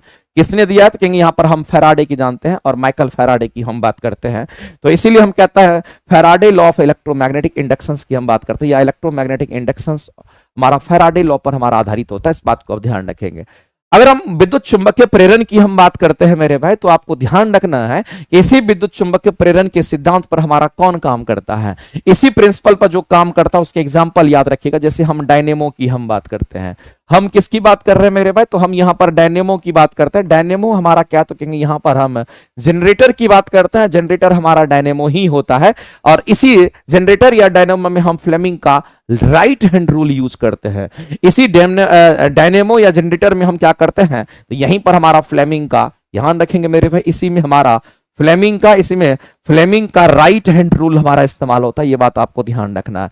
यहीं पर आप राइट हैंड रूल का आप इस्तेमाल करते हैं, यहीं पर राइट हैंड फ्लेमिंग का राइट हैंड रूल हमारा राइट हैंड रूल इस्तेमाल होता है। ये चीज आपको ध्यान रखना है। यहीं पर फ्लेमिंग का राइट हैंड रूल इस्तेमाल होता है। ये चीज आपको ध्यान रखना है, एकदम आराम से प्यार से इस बात को समझना है। तो इस क्वेश्चन का अगर आंसर करने के लिए जाएंगे तो हम लोग सीधा आंसर करेंगे, हमारा डायनेमो होगा। लेकिन अगर हम बात करते हैं मोटर का, तो मोटर हमारा फ्लेमिंग के लेफ्ट हैंड रूल पर काम करता है। याद रखिए, ये राइट है, लेकिन मोटर जो हमारा होता है वो हमारा लेफ्ट हैंड रूल पर काम करता है, फ्लेमिंग का। अब हम बात करते हैं मेरे भाई, जो गैल्वेनोमीटर हमारा होता है, तो ये हमारा धारा को भी मापता है। लेकिन मुख्य रूप से क्वेश्चन इस पर पूछेगा तो क्या पूछता है? गैल्वेनोमीटर की अगर हम बात करते हैं तो ये क्या करता है मेरे भाई? कि धारा की स्थिति का पता लगाता है, कि धारा है भी कि नहीं उस तार में, उसका पता लगाता है। तो धारा की स्थिति और धारा की दिशा का पता लगाने के लिए ध्यान रखना मेरे भाई इस बात को, धारा की स्थिति की हम बात करते हैं, सबसे फेमस क्वेश्चन है ये, धारा की स्थिति तथा धारा की दिशा का पता लगाने के लिए, धारा की स्थिति तथा धारा की दिशा का पता लगाने के लिए, धारा की स्थिति तथा धारा की दिशा का पता लगाने के लिए, दिशा का पता लगाने के लिए किसका इस्तेमाल करते हैं? तो धारा की स्थिति तथा धारा की दिशा को पता लगाने के लिए हम किसका इस्तेमाल करते हैं? तो हम लोग यहां सीधा कहेंगे हमारा गैल्वेनोमीटर होता है। इस बात को ध्यान रखना। लेकिन मेरे भाई गैल्वेनोमीटर हमारा जिस प्रिंसिपल पे काम करता है वो जान लीजिए, चूंकि एग्जाम में क्वेश्चन आता है। ये जिस सिद्धांत पे काम करता है उसको विद्युत चुंबकीय प्रभाव हम कहते हैं। इसको हम लोग क्या कहेंगे? तो याद रखना मेरे भाई, ये हमारा विद्युत चुंबकीय प्रभाव पर आधारित होता है। ये चीज आपको ध्यान रखना है। ये हमारा विद्युत चुंबकीय प्रभाव की हम बात करते हैं। हम किसकी बात करते हैं? तो विद्युत चुंबकीय प्रभाव की बात करते हैं, इसी प्रिंसिपल पर हमारा कौन काम करता है, गैल्वेनोमीटर काम करता है, याद रखना। और न्यूनतम धारा को मापने के लिए भी इसका इस्तेमाल करते हैं, याद रखेंगे, ठीक है। तो और एक पोटेंशियोमीटर होता है जो पोटेंशियल को मेजरमेंट करता है, पोटेंशियल मतलब विभव को मापने के लिए पोटेंशियोमीटर हमारा क्या होता है, एक डिवाइस होता है जिससे हम लोग पोटेंशियल को मेजरमेंट करते हैं। आगे बढ़ते हैं मेरे भाई, अगला क्वेश्चन हम लोग देखते हैं। अगला क्वेश्चन हमारे सामने है, न्यूक्लियर रिएक्टर में मॉडरेटर का जो कार्य होगा वो हमारा क्या होता है। नाम से ही पता चलता है मेरे भाई, न्यूक्लियर रिएक्टर के अंतर्गत अगर हम लोग देखते हैं तो एक बात आप जान लीजिए, जो हमारा न्यूक्लियर रिएक्टर हमारा होता है, अगर इस न्यूक्लियर रिएक्टर की अगर हम बात करते हैं तो आपको ध्यान रखना है, इसके अंदर कंट्रोल्ड चेन रिएक्शन होता है। इसमें कैसा होता है तो याद रखना मेरे भाई, कंट्रोल्ड की बात करेंगे, अनकंट्रोल्ड की बात नहीं करेंगे। ये हमारा कंट्रोल्ड हमारे हाथ में होता है, इसलिए कंट्रोल कर सकते हैं इस रिएक्शन को। तो न्यूक्लियर रिएक्टर में कंट्रोल्ड चेन रिएक्शन होता है, इस बात को आप ध्यान रखें, कंट्रोल चेन रिएक्शंस होता है, कंट्रोल चेन रिएक्शन होगा। और कंट्रोल चेन रिएक्शन जो हमारा होता है ये हमारा न्यूक्लियर फ्यूजन रिएक्शन होता है, इस बात को आप ध्यान रखेंगे। ये हमारा न्यूक्लियर फ्यूजन रिएक्शन होता है, लेकिन वो हमारा कंट्रोल चेन रिएक्शन की कैटेगरी में आता है। ये न्यूट्रल हमारा nuclear chain reaction, nuclear fusion reaction हम कहते हैं, जिसको नाभिकीय विखंडन अभिक्रिया के नाम से हम लोग जानते हैं। अगर आप इसी को अगर हिंदी में जानना चाहिएगा तो आप कहिएगा सर ये हमारा नाभिकीय विखंडन अभिक्रिया है। ये कैसी अभिक्रिया है, तो नाभिकीय विखंडन अभिक्रिया की हम बात करते हैं, तो ये हमारा नाभिकीय विखंडन अभिक्रिया, इस बात को आप समझिए। तो मेरे भाई न्यूक्लियर फ्यूजन रिएक्शन हमारा जो है ये हमारा नाभिकीय विखंडन अभिक्रिया के प्रिंसिपल पर हमारा कौन, तो न्यूक्लियर रिएक्टर काम करता है। तो इसको कंट्रोल कैसे करते हैं, तो एक बात आप जान रही है मेरे भाई, कंट्रोल करने के लिए इसमें कंट्रोलिंग रड लगाया जाता है। कंट्रोल करने के लिए कंट्रोलिंग रड लगाते हैं, जिसको नियंत्रक छड़ के नाम से हम लोग जानते हैं। इसके अंदर हमारा नियंत्रक छड़ हमारा लगा रहता है, और नियंत्रक छड़ जो हमारा कंट्रोलिंग रड होता है ये कैडमियम का होता है, ये चीज आपको ध्यान रखना है। इसमें किसका यूज होता है, कैडमियम का छड़ का इस्तेमाल होता है, या फिर बोरोन का इस्तेमाल होता है, याद रखेंगे, कैडमियम का छड़ नहीं तो बोरोन का इस्तेमाल होता है। इसके अंदर मेरे भाई मॉडरेटर भी यूज होता है। इसके अंदर किसका इस्तेमाल करते हैं, तो मॉडरेटर का इस्तेमाल करते हैं, ये चीज आपको ध्यान रखना है। और जो मॉडरेटर होता है यही हमारा मंदक होता है, और मंदक का मतलब होता है मेरे भाई गति को कम करना, तो हम कहेंगे मंदन होता है, उसी से मंदक टर्म आया है। तो ये किसकी गति को कम करता, तो ये न्यूट्रॉन की गति को कम करता, ध्यान रखेंगे, ये न्यूट्रॉन की गति को कम करता है। ये न्यूट्रॉन की गति को क्या करता है, तो यहां पर कम करता है मेरे भाई। मॉडरेटर का मतलब मंदन, यानी कि मंदक पैदा करना, उसकी गति को कम करना, इसलिए किसकी गति, तो न्यूट्रॉन की गति को ये कम करने का काम करता है। और जो कंट्रोलिंग रड हमारा होता है ये न्यूट्रॉन को अवशोषित करता है, दोनों में यही अंतर है। ये न्यूट्रॉन को अवशोषित ही कर लेता है, इसको पूरा क्या कर लेता है, अब्जॉर्ब कर लेता है, न्यूट्रॉन को अवशोषित कर लेता है, इस बात को ध्यान रखना। ये न्यूट्रॉन को अवशोषित करके ये ऐसा करता है, और यहां पर न्यूट्रॉन की गति को कम करने के लिए मॉडरेटर यूज करते हैं। और मॉडरेटर हमारा सबसे बढ़िया मॉडरेटर हमारा ड्यूटेरियम ऑक्साइड्स है। साथ ही साथ मेरे भाई हम ग्रेफाइट वगैरह की भी बात कर लेते हैं। साथ ही साथ हमारा जो जल होता है पीने वाला वो भी इस्तेमाल हम करते हैं मॉडरेटर के रूप में। लेकिन एक बात याद रखिएगा कि जो हमारा न्यूक्लियर रिएक्टर होता है इसके अंदर हम ईंधन के रूप में हम सबसे ज्यादा इस्तेमाल किसको करते हैं, तो ईंधन के रूप में हम लोग जो भी इस्तेमाल करते हैं वो हमारा यूरेनियम होता है। याद रखना इसके अंदर जो हम ईंधन यूज करते हैं वो ईंधन हमारा यूरेनियम होता है। क्वेश्चंस आपके एग्जाम में आएगा। वैसे तो मेरे भाई हम सभी लोग जानते हैं रेडियो एक्टिव एलिमेंट का इस्तेमाल हम करते हैं, लेकिन यूरेनियम हमारा सबसे अधिक इस्तेमाल होता है। ये बात आपको ध्यान रखना, सस्ता और सबसे बढ़िया माना जाता है यूरेनियम।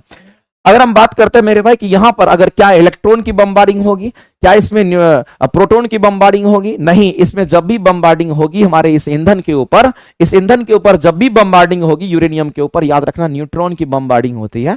और न्यूट्रॉन की जब बमबारिंग होती है तो वहां से हैवी अमाउंट ऑफ एनर्जी निकल करके आता है, जो कि इलेक्ट्रिसिटी का काम हम लोगों के लिए करता है। Electricity is a form of energy. तो हम कहेंगे यूरेनियम पर हम न्यूट्रॉन की बमबारिंग, इसलिए न्यूट्रॉन को ही बात करेंगे, इसमें इलेक्ट्रॉन प्रोटॉन की बात कभी नहीं करेंगे। तो एक बात बताइए, न्यूक्लियर रिएक्टर के अंदर जो मॉडरेटर का जो कार्य होगा ये न्यूट्रॉन की गति को कम करता है। ये न्यूट्रॉन की गति को क्या करता है, तो कहेंगे न्यूट्रॉन की लोड को कम करना, मतलब न्यूट्रॉन की गति को कम करना। इसका मतलब है मेरे भाई लोड को कम करना मींस आप समझ लीजिए इसका मीनिंग हमारा क्या है, तो न्यूट्रॉन की गति को कम करना। इस बात को ध्यान रखना, न्यूट्रॉन की गति को कम करने की हम बात, गति को कम करने की बात कर रहे हैं। इसका मतलब ये समझिए न्यूट्रॉन की गति को कम करने की हम बात कर रहे हैं। ये बात आपको ध्यान रखना। आंसर करेंगे ऑप्शन नंबर बी, आपका राइट हो जाएगा। मेरे भाई ये सब हमारा फर्जी इंफॉर्मेशन है, इसको आप हटा दीजिए। आंसर करिए सी, बी आपका राइट हो जाएगा।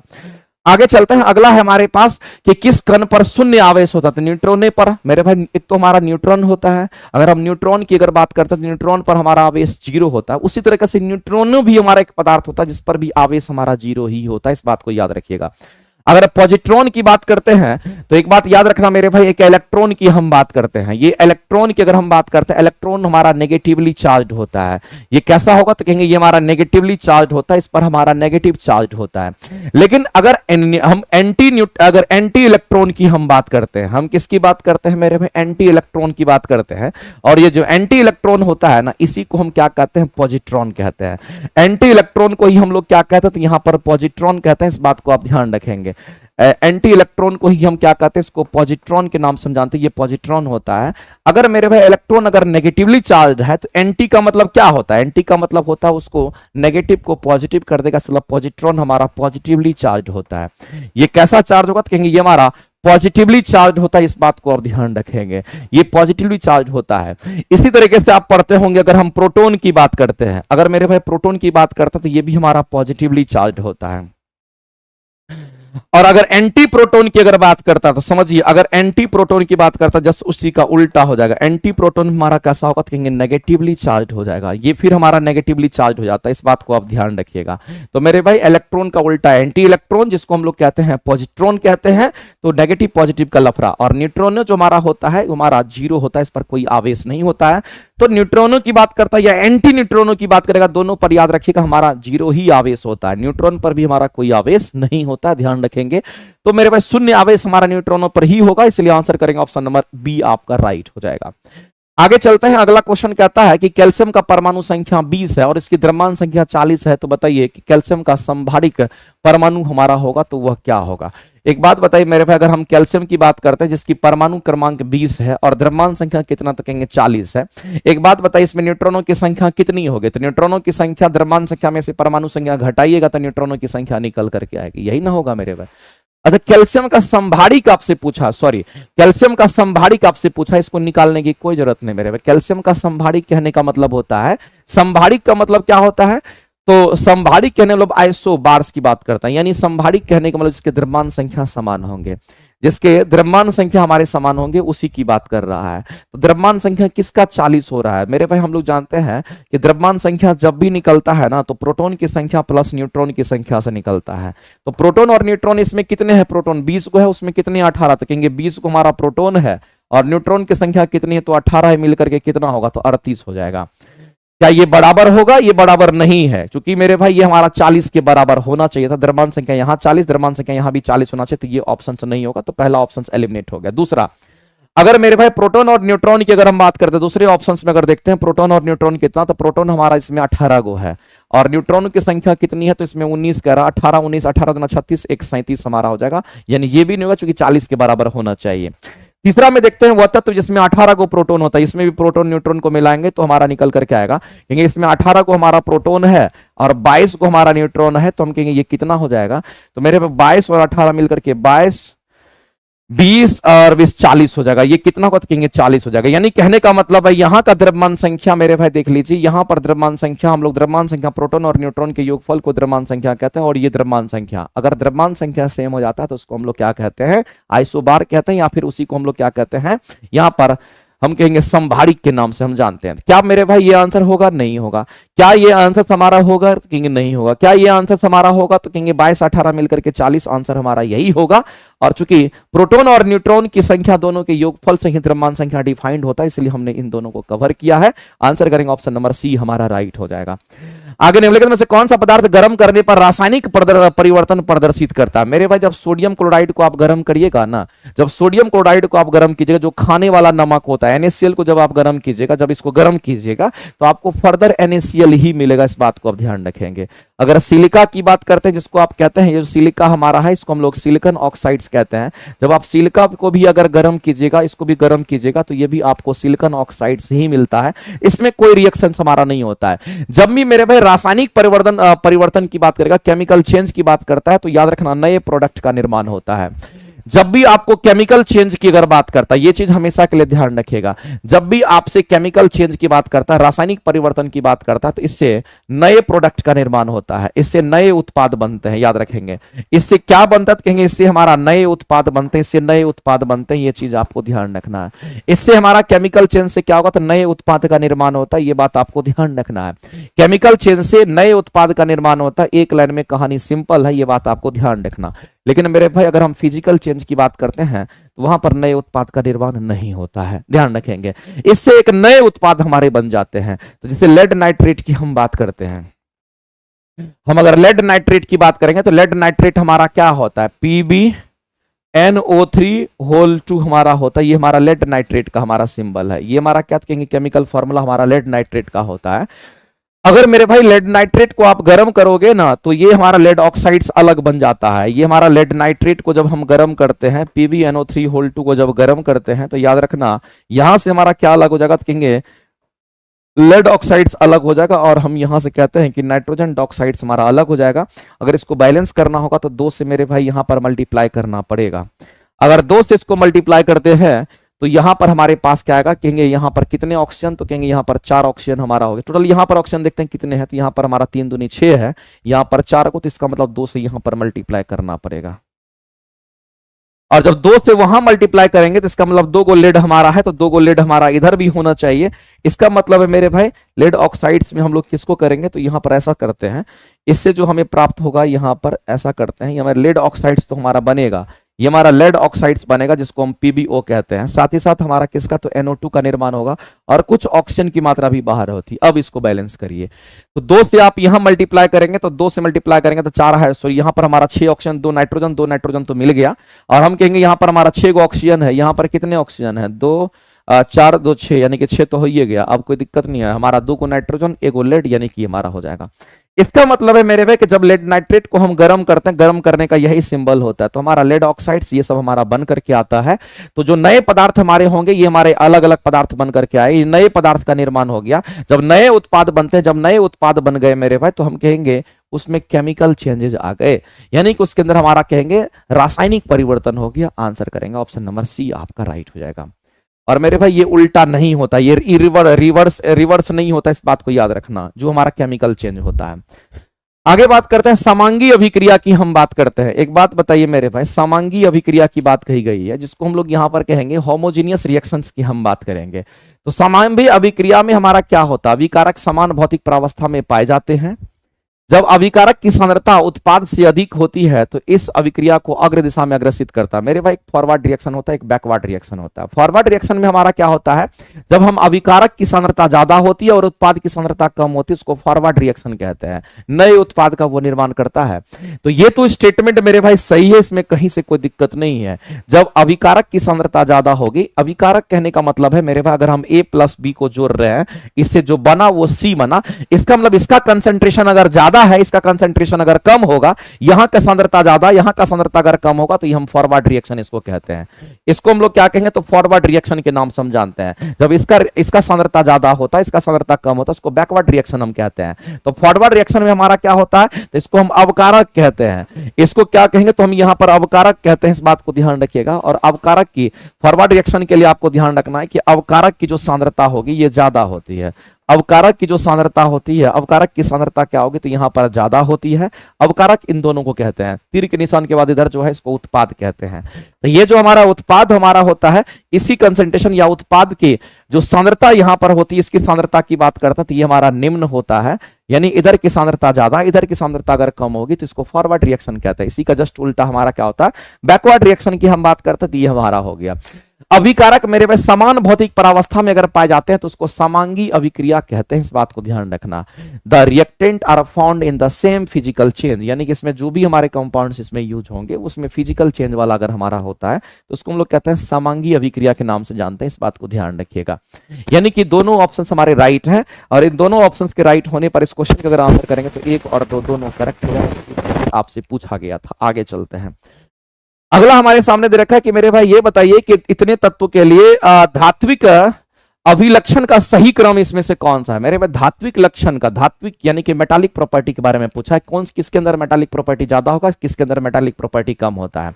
तो सबसे पहले तो आप पीरियोडिक टेबल को अगर आप पढ़ते हैं तो आप एक बात जानते होंगे कि जब आप इधर की ओर जाते हैं इसका मतलब आप आवर्त में जाते हैं। आप किधर जाते हैं, आवर्त में जाते हैं। जब आप ऊपर से नीचे की तरफ जाते हैं तो इसको हम लोग ग्रुप कहते हैं, इसको हम ग्रुप कहते हैं, ये हमारा समूह होता है।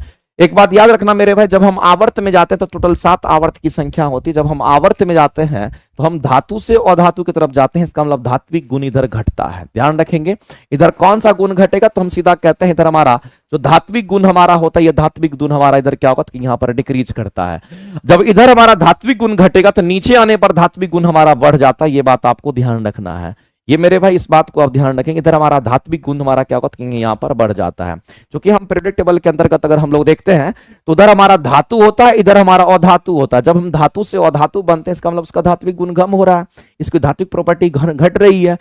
तो अगर इधर से इधर आने पर हम कहेंगे अधातु बन रहा है, धातु गुण घटेगा, तो नीचे आने पर हमारा बढ़ जाएगा। बताइए इस क्वेश्चन के आंसर क्या करेंगे। हमारे सामने में अलग अलग एलिमेंट दे रखा है, जब आप पीरियोडिक टेबल पढ़िएगा तब आपको ये चीज समझ में आएगा मेरे भाई। यहां पर हम लोग कहेंगे हम लोग जानते हैं कि हमारा जो पहला ग्रुप का एलिमेंट होता है वो हलीना करफ सस्फरियाद, याद रखना, हलीना का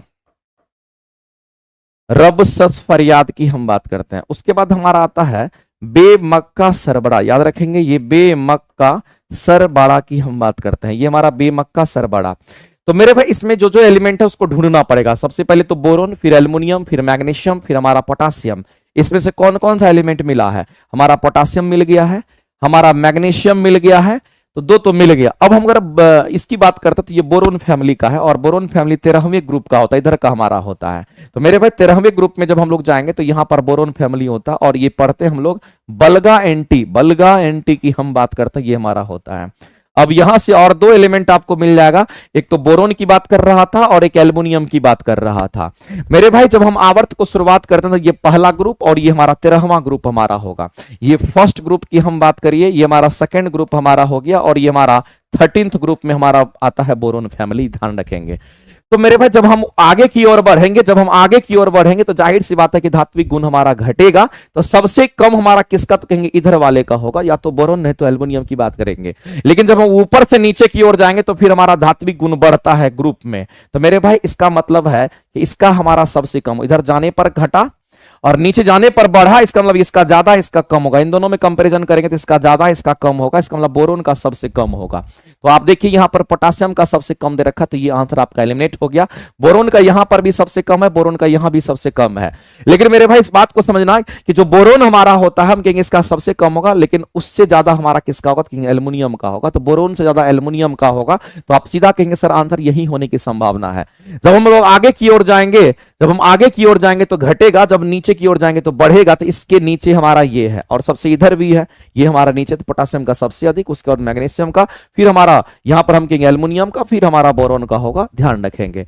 तो मेरे भाई इस क्वेश्चन का आंसर करेंगे ऑप्शन नंबर ए जो है हमारा यहां पर करेक्ट हो जाएगा। और धात्विक गुण को हम लोग इसी तरीके से देखते हैं। आगे चलते हैं। कॉपर सल्फेट का जो जलीय घोल होता है हमारा अम्लीय होता है, क्योंकि इसका लवण हमारा कैसा होता है। मेरे भाई ये आपको बात बताना है।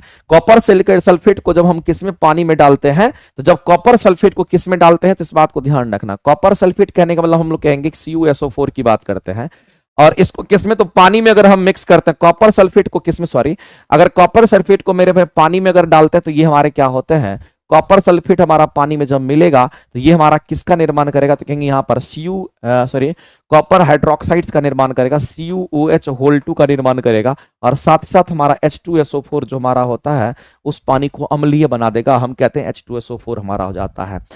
इसका मतलब है कॉपर सल्फेट का जलीय घोल हमारा अम्लीय होता है। तो मेरे भाई कॉपर सल्फेट का जलीय घोल कैसा होगा, तो अम्लीय होगा, चूंकि अम्ल हमारा बन करके आ गया है। क्योंकि इस लवण का क्या हुआ मेरे भाई, तो इस लवण का क्या हुआ, तो इस लवण का कह रहे हैं कि इस लवण का हमारा जल अपघटन हो गया, इस लवण का हाइड्रोलिसिस हो गया, H2O के साथ वो मिक्स हो गया, हाइड्रोलिसिस हो गया, तभी हमारा किसका निर्माण हुआ, H2SO4 का निर्माण होगा, जो कि हमारा एक प्रकार का एसिड होता है। आंसर करेंगे ऑप्शन नंबर सी आपका राइट हो जाएगा। आगे चलते हैं। अगला है मिश्र धातु के किस पदार्थ में संयोग के निष्कलन स्टेनलेस स्टील अचुंबकीय हो जाता है। मेरे भाई इस बात को ध्यान रखना है कि कौन सा ऐसा पदार्थ हम मिक्स करेंगे जो कि हमारा स्टेनलेस स्टील को कि क्या यूज करेंगे ताकि हमारा कैसा बन जाएगा, तो कहेंगे हमारा यहां पर हम सीधा कहेंगे अचुंबकीय बन जाता है, इसमें चुंबकीय गुण खत्म हो जाता है। तो मेरे भाई इस बात को ध्यान रखना कि अगर हम मिश्र धातु की हम बात करते हैं, अगर हम मिश्र धातु की बात करते हैं, जो मिश्र धातु होता है हमारा एक प्रकार का एलवाई है, इस बात को ध्यान रखना, एक प्रकार का एलवाई होता है, और इसी एलवाई के अंदर का तो हमारा स्टेनलेस स्टील आता है। इसी में क्या आता है, कहेंगे यहां पर इसी के अंदर हमारा स्टेनलेस स्टील आता है, इस बात को ध्यान रखना। लेकिन इस स्टेनलेस स्टील में जो मिश्रण हमारा होता है, ये किसका मिश्रण होता है? तो स्टेनलेस स्टील के अंदर जो मिश्रण हमारा होता है, याद रखेंगे मेरे भाई, आयरन, क्रोमियम और निकल का मिश्रण होता है।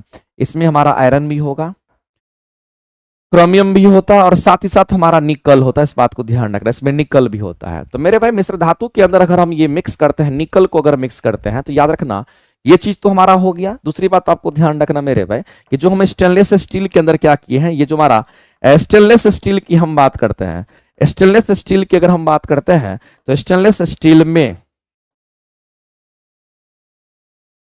निकल मिलाने से, निकल मिलाने से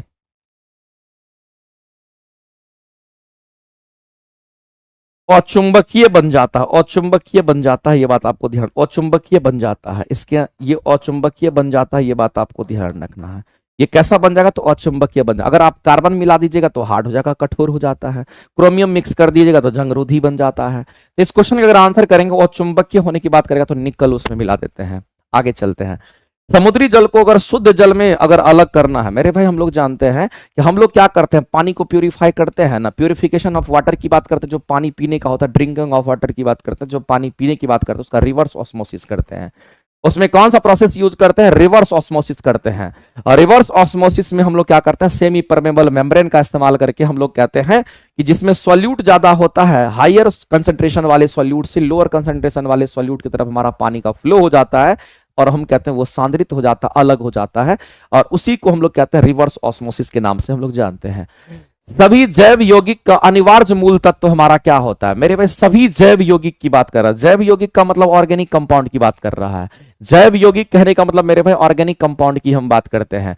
और जब कभी भी हमारे सामने में ऑर्गेनिक कंपाउंड की बात करता है, ये किसकी बात कर रहा है मेरे भाई? तो हम सीधा समझ लेंगे ये हमारा ऑर्गेनिक कंपाउंड की बात करता है। जब कभी भी ऑर्गेनिक कंपाउंड की बात करता है, तो आप एक बात बताइए मेरे भाई, आप जो मीथेन, ईथेन, प्रोपेन, ब्यूटेन सब पढ़ते हैं, ये सब क्या है? ये सब ऑर्गेनिक कंपाउंड है। अगर आप मीथेन का फॉर्मूला जानते हैं कि CH4 हमारा होता है।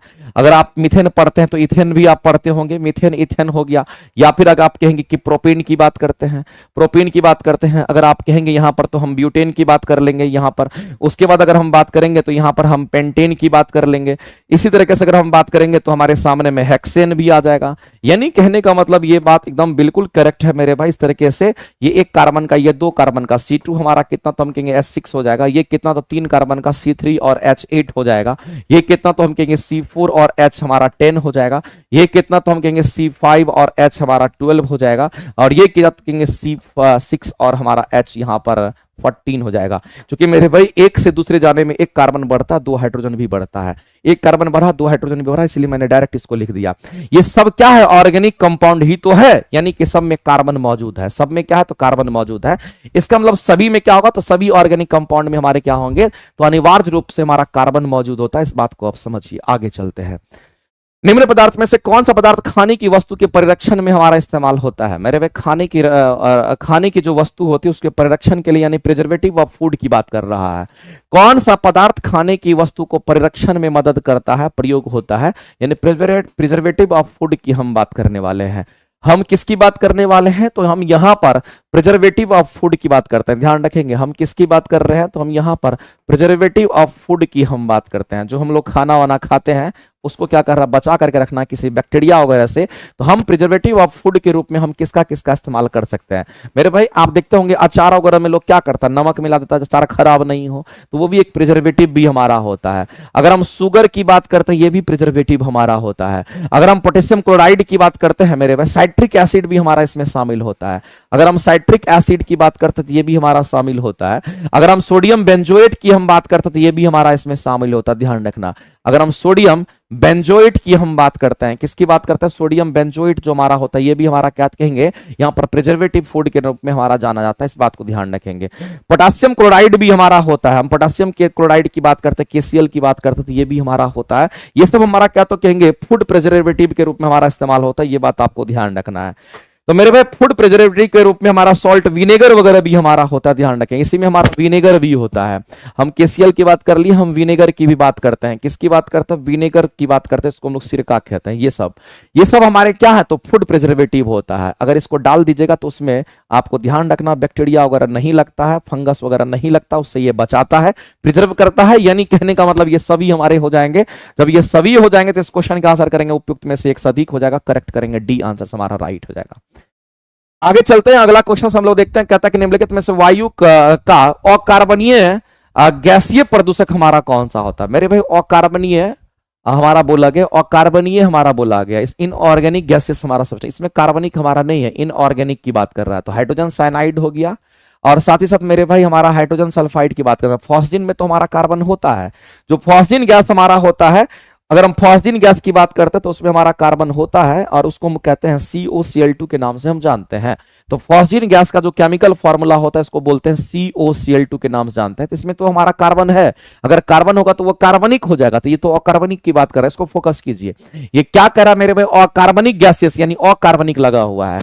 इसका मतलब फॉस्फिन तो नहीं होगा, क्योंकि इसमें कार्बन मौजूद है मेरे भाई, ये तो कार्बनिक हमारा होगा, ये तो नहीं होगा। लेकिन हाइड्रोजन साइनाइड की अगर हम बात करते हैं, HCN की अगर हम बात कर लेते हैं, इसको हाइड्रोजन साइनाइड बोला गया, नहीं हाइड्रोजन साइनाइड की बात करते हैं। इसका मतलब मेरे पास हाइड्रोजन साइनाइड और हाइड्रोजन सल्फाइड की हम बात करते हैं। यहां पर दो ऑप्शंस आपका दे रखा है, तो हाइड्रोजन सल्फाइड इस क्वेश्चन के आंसर्स हमारे होने चाहिए।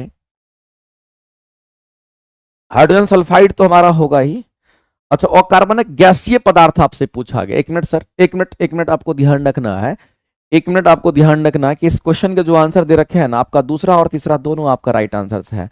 आप ध्यान रखना मेरे भाई कि ये जो फॉस्फिन गैस होता है हमारा टॉक्सिक गैस होता है, ध्यान रखेंगे। चलो इस पर हम फोकस करते हैं। ये जो फॉस्फिन गैस हमारा होता है ये कैसा होता है, ये टॉक्सिक गैस होता है, याद रखना। ये हमारा कैसा गैस होगा, तो ये हमारा टॉक्सिक गैस होता है। लेकिन हाइड्रोजन सल्फाइड की बात, साइनाइड की बात करते हैं और हाइड्रोजन सल्फाइड की बात करते हैं, तो ये दोनों अकार्बनिक गैसेस में हमारा होता है। अकार्बनिक गैस हमारा कार्बन मोनोऑक्साइड भी होता है, नाइट्रोक्स ऑक्साइड होता है, सल्फर डाइऑक्साइड भी होता है। अगर अकार्बनिक गैसेस की बात करेंगे तो कार्बन मोनोऑक्साइड भी होता है, कार्बन डाइऑक्साइड भी होता है। ध्यान रखिए, कार्बन के आधार पर हम नहीं कहेंगे। कार्बन मोनोऑक्साइड, चूंकि हम गैसीय अवस्था को देखते हैं, कार्बन मोनोऑक्साइड कार्बन डाइऑक्साइड हमारा होता है। अगर हम हाइड्रोजन सल्फाइड की हम बात कर लेते हैं, या फिर हम यहाँ पर नाइट्रोजन डाइऑक्साइड की अगर हम बात करते हैं, सल्फर डाइऑक्साइड की हम बात करते हैं, एटसेट्रा, ये सब हमारा क्या तो गैसीय प्रदूषक बोला गया है। मेरे में प्रदूषक को भी यहाँ पर देखना है। तो अगर प्रदूषक अगर बोला गया तो फॉस्फिन हमारा टॉक्सिक गैस होता है, कि हमारा प्रदूषक हमारा नहीं होता है, हम कहेंगे यही दोनों हमारा होता है। तो यहाँ पर 2 और 3 हमारा मीथेन गैस भी हमारा प्रदूषक नहीं है, इस बात को आप ध्यान रखेंगे। तो मेरे भाई हम सीधा कहेंगे मीथेन गैस हमारा ग्रीन हाउस गैसेस हैं, याद रखना, ये प्रदूषक गैस नहीं होगा। तो हम दोनों को हटा देंगे, 2 और 3 हमारा करेक्ट आंसर दे रखा है इस क्वेश्चन का।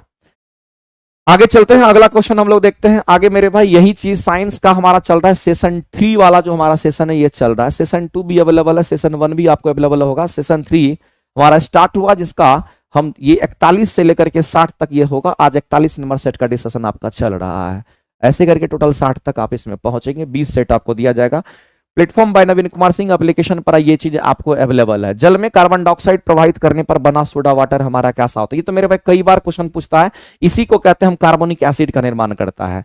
यहां पर हम लोग को ध्यान रखना है कि जल में, किसमें मेरे भाई, तो जल में अगर हम कार्बन डाइऑक्साइड गैस को प्रवाहित करते हैं, कार्बन डाइऑक्साइड गैस को प्रवाहित करते हैं, तो यही हमारा H2CO3 का निर्माण करता है। और जो H2CO3 होता है इसी को कार्बोनिक एसिड कहते हैं। इसको हम लोग क्या बोलते हैं, इसी को हम लोग कार्बोनिक एसिड कहते हैं। और जो कार्बोनिक एसिड हमारा ये बनता है, इसको हम लोग दुर्बल अम्ल के नाम से जानते हैं। ये हमारा दुर्बल अम्ल होता है, ये बात आपको ध्यान रखना है। और दुर्बल अम्ल कहने का मतलब हमारा होगा, हम कह सकते हैं यहाँ पर सीधा सीधा मेरे भाई कि ये दुर्बल अम्ल, अम्ल तो है लेकिन ये दुर्बल अम्ल होगा, ध्यान रखेंगे। तो कार्बोनिक एसिड हमारा होगा जो कि अम्लीय प्रकृति का होता है, ऑक्सीकारक नहीं बनाएगा, क्षारीय प्रकृति तो नहीं होगा, अम्लीय प्रकृति का होगा। और कार्बोनिक एसिड हमारा दुर्बल अम्ल होता है, ये चीज ध्यान रखना। कई बार ये क्वेश्चन पूछा गया है, अगर जल से अगर कार्बन डाइऑक्साइड गैस को अगर प्रवाहित करेंगे तो कौन सा गैसेस निकले, कौन सा हमारा यहाँ पर हम कहेंगे एसिड्स का निर्माण, कार्बोनिक एसिड्स का निर्माण होता है जो कि अम्लीय प्रकृति का होता है। इसी को सोडा वाटर कहते हैं, याद रखिएगा। बहुत बार पूछा गया ये क्वेश्चन, इससे केमिकल फॉर्मूला भी आपको याद रखना है। आगे चलते हैं, निम्नलिखित में से कौन सा सबसे भारी धातु, इसमें से अगर सबसे भारी अगर बोलेगा तो मेरे भाई हम प्लेटिनम की बात करते हैं, ये हमारा सबसे भारी धातु में होगा। निम्नलिखित में से कौन सा ड्राई आइस, मेरे भाई शुष्क बर्फ की बात करते हैं, तो शुष्क बर्फ यानी कि ड्राई आइस की बात करते हैं। ठोस कार्बन डाइऑक्साइड, इसके बारे में मैंने कई बार आपको बता रखा। आगे चलते हैं, वर्मी कल्चर के बारे में हम बात करते हैं। मेरे भाई इस बात को ध्यान रखना, अगर हम वर्मी कल्चर की हम बात करते हैं, किसकी बात कर रहे हैं, अगर हम वर्मी कल्चर की बात करते हैं तो वर्मी कल्चर से ही वर्मी कंपोस्ट बनता है, इस बात को आप समझिए। वर्मी कल्चर से हमारा क्या बनता है, तो वर्मी कंपोस्ट बनता है, इसको कृमि खाद कहते हैं। वर्मी कल्चर से मेरे भाई हम कहते हैं कि वर्मी कल्चर से वर्मी कंपोस्ट वर्मी कंपोस्ट की हम बात करते हैं। कंपोस्ट, वर्मी कंपोस्ट बनाया जाता है। क्या बनाया था कहेंगे? वर्मी कंपोस्ट बनाया जाता है। इस बात को आप ध्यान रखेंगे। यहां पर मेरे भाई वर्मी कंपोस्ट बनाया जाता है, ये चीज आपको ध्यान रखना, ये बनाया जाता है। ये हमारा यहां पर हम कहेंगे ये बनाया जाता है, इस बात को आप ध्यान रखेंगे। वर्मी कंपोस्ट करने के लिए कृमि खाद की हम नाम से जानते हैं, इसको क्या बोलेंगे? तो कृमि खाद हम कहते हैं। और जो कृमि खाद होता है उसके लिए हम कहेंगे जो वर्मी कल्चर हमारा होता है, ये किसके द्वारा होता है? तो वर्मी कल्चर मेरे भाई याद रखना अर्थवॉर्म के द्वारा होता है। ये किसके द्वारा होता है? तो कहेंगे यहां पर अर्थवॉर्म के द्वारा होता है, ये चीज आपको ध्यान रखना है। ये अर्थवॉर्म के द्वारा हमारा होता है। और अर्थवॉर्म मेरे भाई मिट्टी को भुरभुरा बनाता है, इस बात को ध्यान रखेंगे। इसलिए इस क्वेश्चन का अगर आंसर करेंगे तो वर्मी कल्चर में हमारा कौन इस्तेमाल होता है? तो कहेंगे अर्थवॉर्म होता है। और कई बार तो मेरे भाई ये भी पूछा गया है कि ये जो अर्थवॉर्म हमारे होता है ये कौन सा अर्थवॉर्म होता है, ये भी क्वेश्चन पूछा गया है। तो आपको ध्यान रखना है कि अगर वर्मी कल्चर की हम बात करते हैं, इसको जरूर ध्यान रखिएगा। अगर हम वर्मी कल्चर की अगर हम बात करते हैं, इसके लिए कौन जिम्मेदार होता है? तो हम यहां पर अर्थवॉर्म की बात करते हैं। लेकिन मेरे भाई इस बात को आप जान लीजिए कि जो भी अर्थवॉर्म होंगे वो कौन कौन से अर्थवॉर्म होगा। दो एग्जांपल्स हम आपको लिखाते हैं जो कि आपके एग्जाम में पूछा गया है। एक हमारा इसेनिया फोर्टिटा की बात करते हैं, एक हमारा किसकी बात करते हैं? तो इसका नाम है इसेनिया। ध्यान रखिएगा, इसेनिया फोर्टिटा की हम बात करते हैं।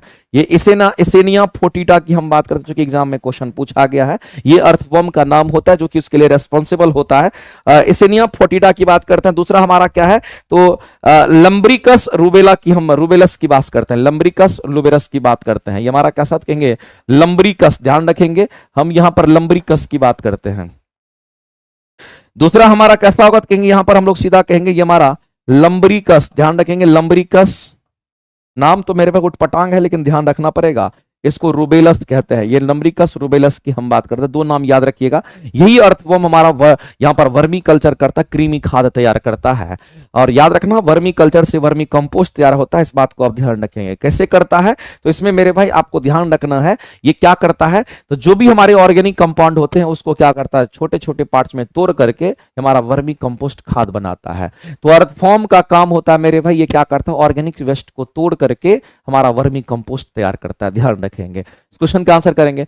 अगर टैप वर्म की बात करें, इसको फीता कृमि कहते हैं। ये प्लेटीहेलमिन्थिस का हमारा जीव होता है, ध्यान रखेंगे। और थ्रेड वर्म जो आप यहां पर देख रहे हैं ये नेमाटोड्स हमारा होता है, आप सभी लोग जानते होंगे। मेन जो बताना तो हम बता दिए, लेकिन ये दोनों नाम जरूर याद रखिए। कई बार एग्जाम में डायरेक्ट पूछा गया, ये नाम पूछ लिया गया। दोनों अर्थवॉर्म के नाम याद रखिएगा। आगे चलते हैं। नाइट्रीकारी जीवाणु जो हमारा होता है, नाइट्रीफाइंग बैक्टीरिया जो हमारा होता है, वो कौन कौन सा बैक्टीरिया हमारा नाइट्रीफाइंग बैक्टीरिया के रूप में जाना जाता है? ये चीज आपको ध्यान रखना है। नाइट्रीफाइंग बैक्टीरिया मेरे भाई नाइट्रोसोमोनास हमारा होता है। एक हमारा नाइट्रोबैक्टर भी होता है। तो एक हमारा कैसा होगा? इसको हम लोग नाइट्रोसोनोमोनास की मोनास की हम बात करते हैं। नाइट्रोसोमोनास हमारा बैक्टीरिया है, ये भी हमारा होता है। और एक दूसरा हमारा नाइट्रोबैक्टर होता है। एक दूसरा हमारा क्या होता है? यहां पर नाइट्रोबैक्टर की हम बात करते हैं। ये दोनों बैक्टीरिया की अगर हम बात करते हैं, ये दोनों बैक्टीरिया हमारा क्या करता है मेरे भाई? यहां पर ये दोनों के दोनों हमारे नाइट्रोफाइंग बैक्टीरिया होता है। लेकिन यही नाइट्रोकारी बैक्टीरिया, नाइट्रीकारी बैक्टीरिया हमारा क्या करता है? तो हम कहेंगे जो अमोनिया होता है या फिर जो नाइट्रोजन होता है उसको नाइट्रोइड्स में बदल देता है। या फिर आप कह सकते हैं यही क्या करता है? तो कहेंगे मिट्टी के अंदर जो अमोनिया होता है, उसके अंदर जो अमोनिया होता है, अमोनिया को किसमें बदल देता है? कहेंगे अमोनिया को नाइट्रेट में बदल देता है। नाइट्रेट में बदल देता है, इस बात को ध्यान रखना। अमोनिया को नाइट्रेट में बदल देता है, ये चीज आपको ध्यान रखना। और जब अमोनिया को नाइट्रेट में बदलता है तो इसी नाइट्रेट से उसको क्या मिलता है? कि उसकी फर्टिलिटी बढ़ जाती है। और इसी नाइट्रेट से मिट्टी की उर्वरा शक्ति बढ़ जाती है। इस मिट्टी की क्या बढ़ जाती है? तो कहेंगे मिट्टी के उर्वरा शक्ति की हम बात करते हैं। मिट्टी के जो उर्वरा शक्ति है, इसी से मिट्टी की उर्वरा शक्ति क्या होगी? तो यहां पर बढ़ जाती है, ये बात आपको ध्यान रखना है।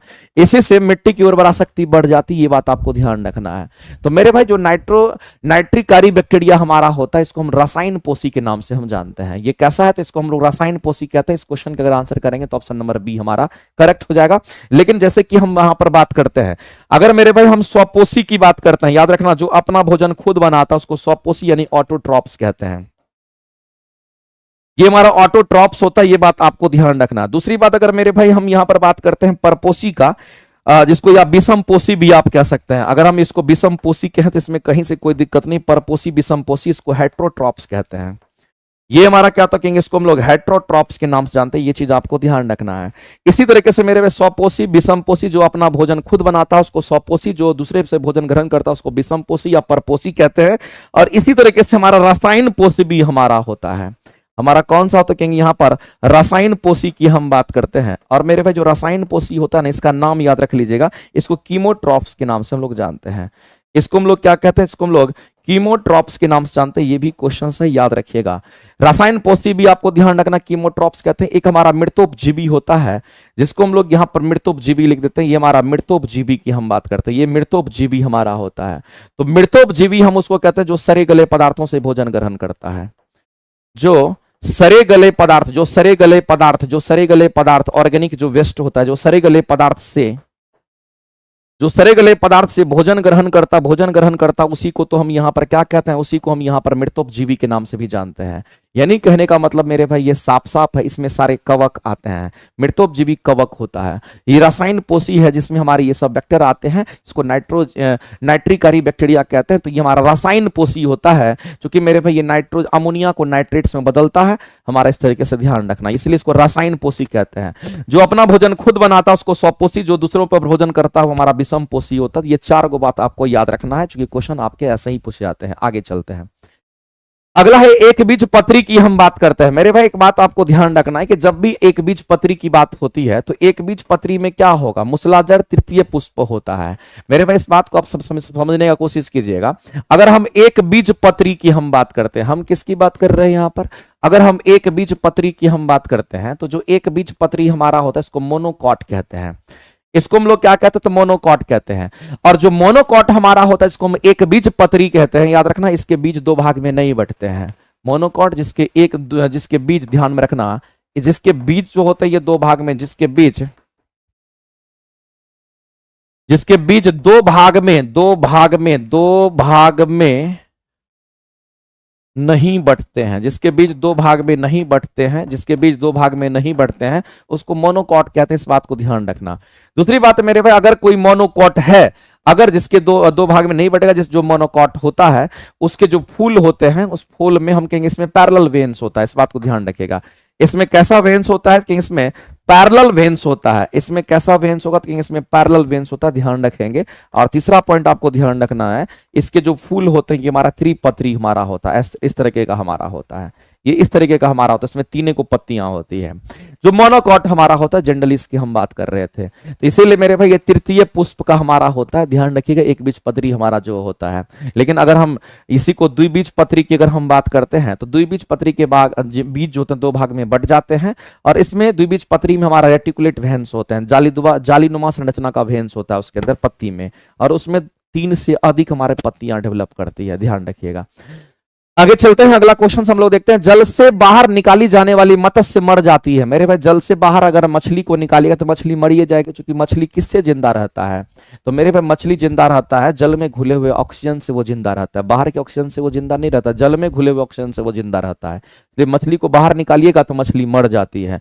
तो ध्यान रखना, क्योंकि उन्हें ऑक्सीजन अधिक मात्रा में प्राप्त होती है, उनका शरीर ताप बढ़ जाता है, वे श्वास नहीं ले पाता है। वो जल में घुले हुए जो हमारे ऑक्सीजन होते हैं उसी से वो क्या होता है, जिंदा रहता है। अगला क्वेश्चन मेरे भाई बेहद ही खूबसूरत है, इस बात को ध्यान रखना। अगर टमाटर का रंग बोला है, इसका मतलब पिगमेंट की बात कर रहा है मेरे भाई। टमाटर का जो रंग होता है वो लाल होता है लाइकोपीन पिगमेंट के कारण। ये किसके कारण होता है, एक पिगमेंट होता है इसको लाइकोपीन पिगमेंट कहते हैं।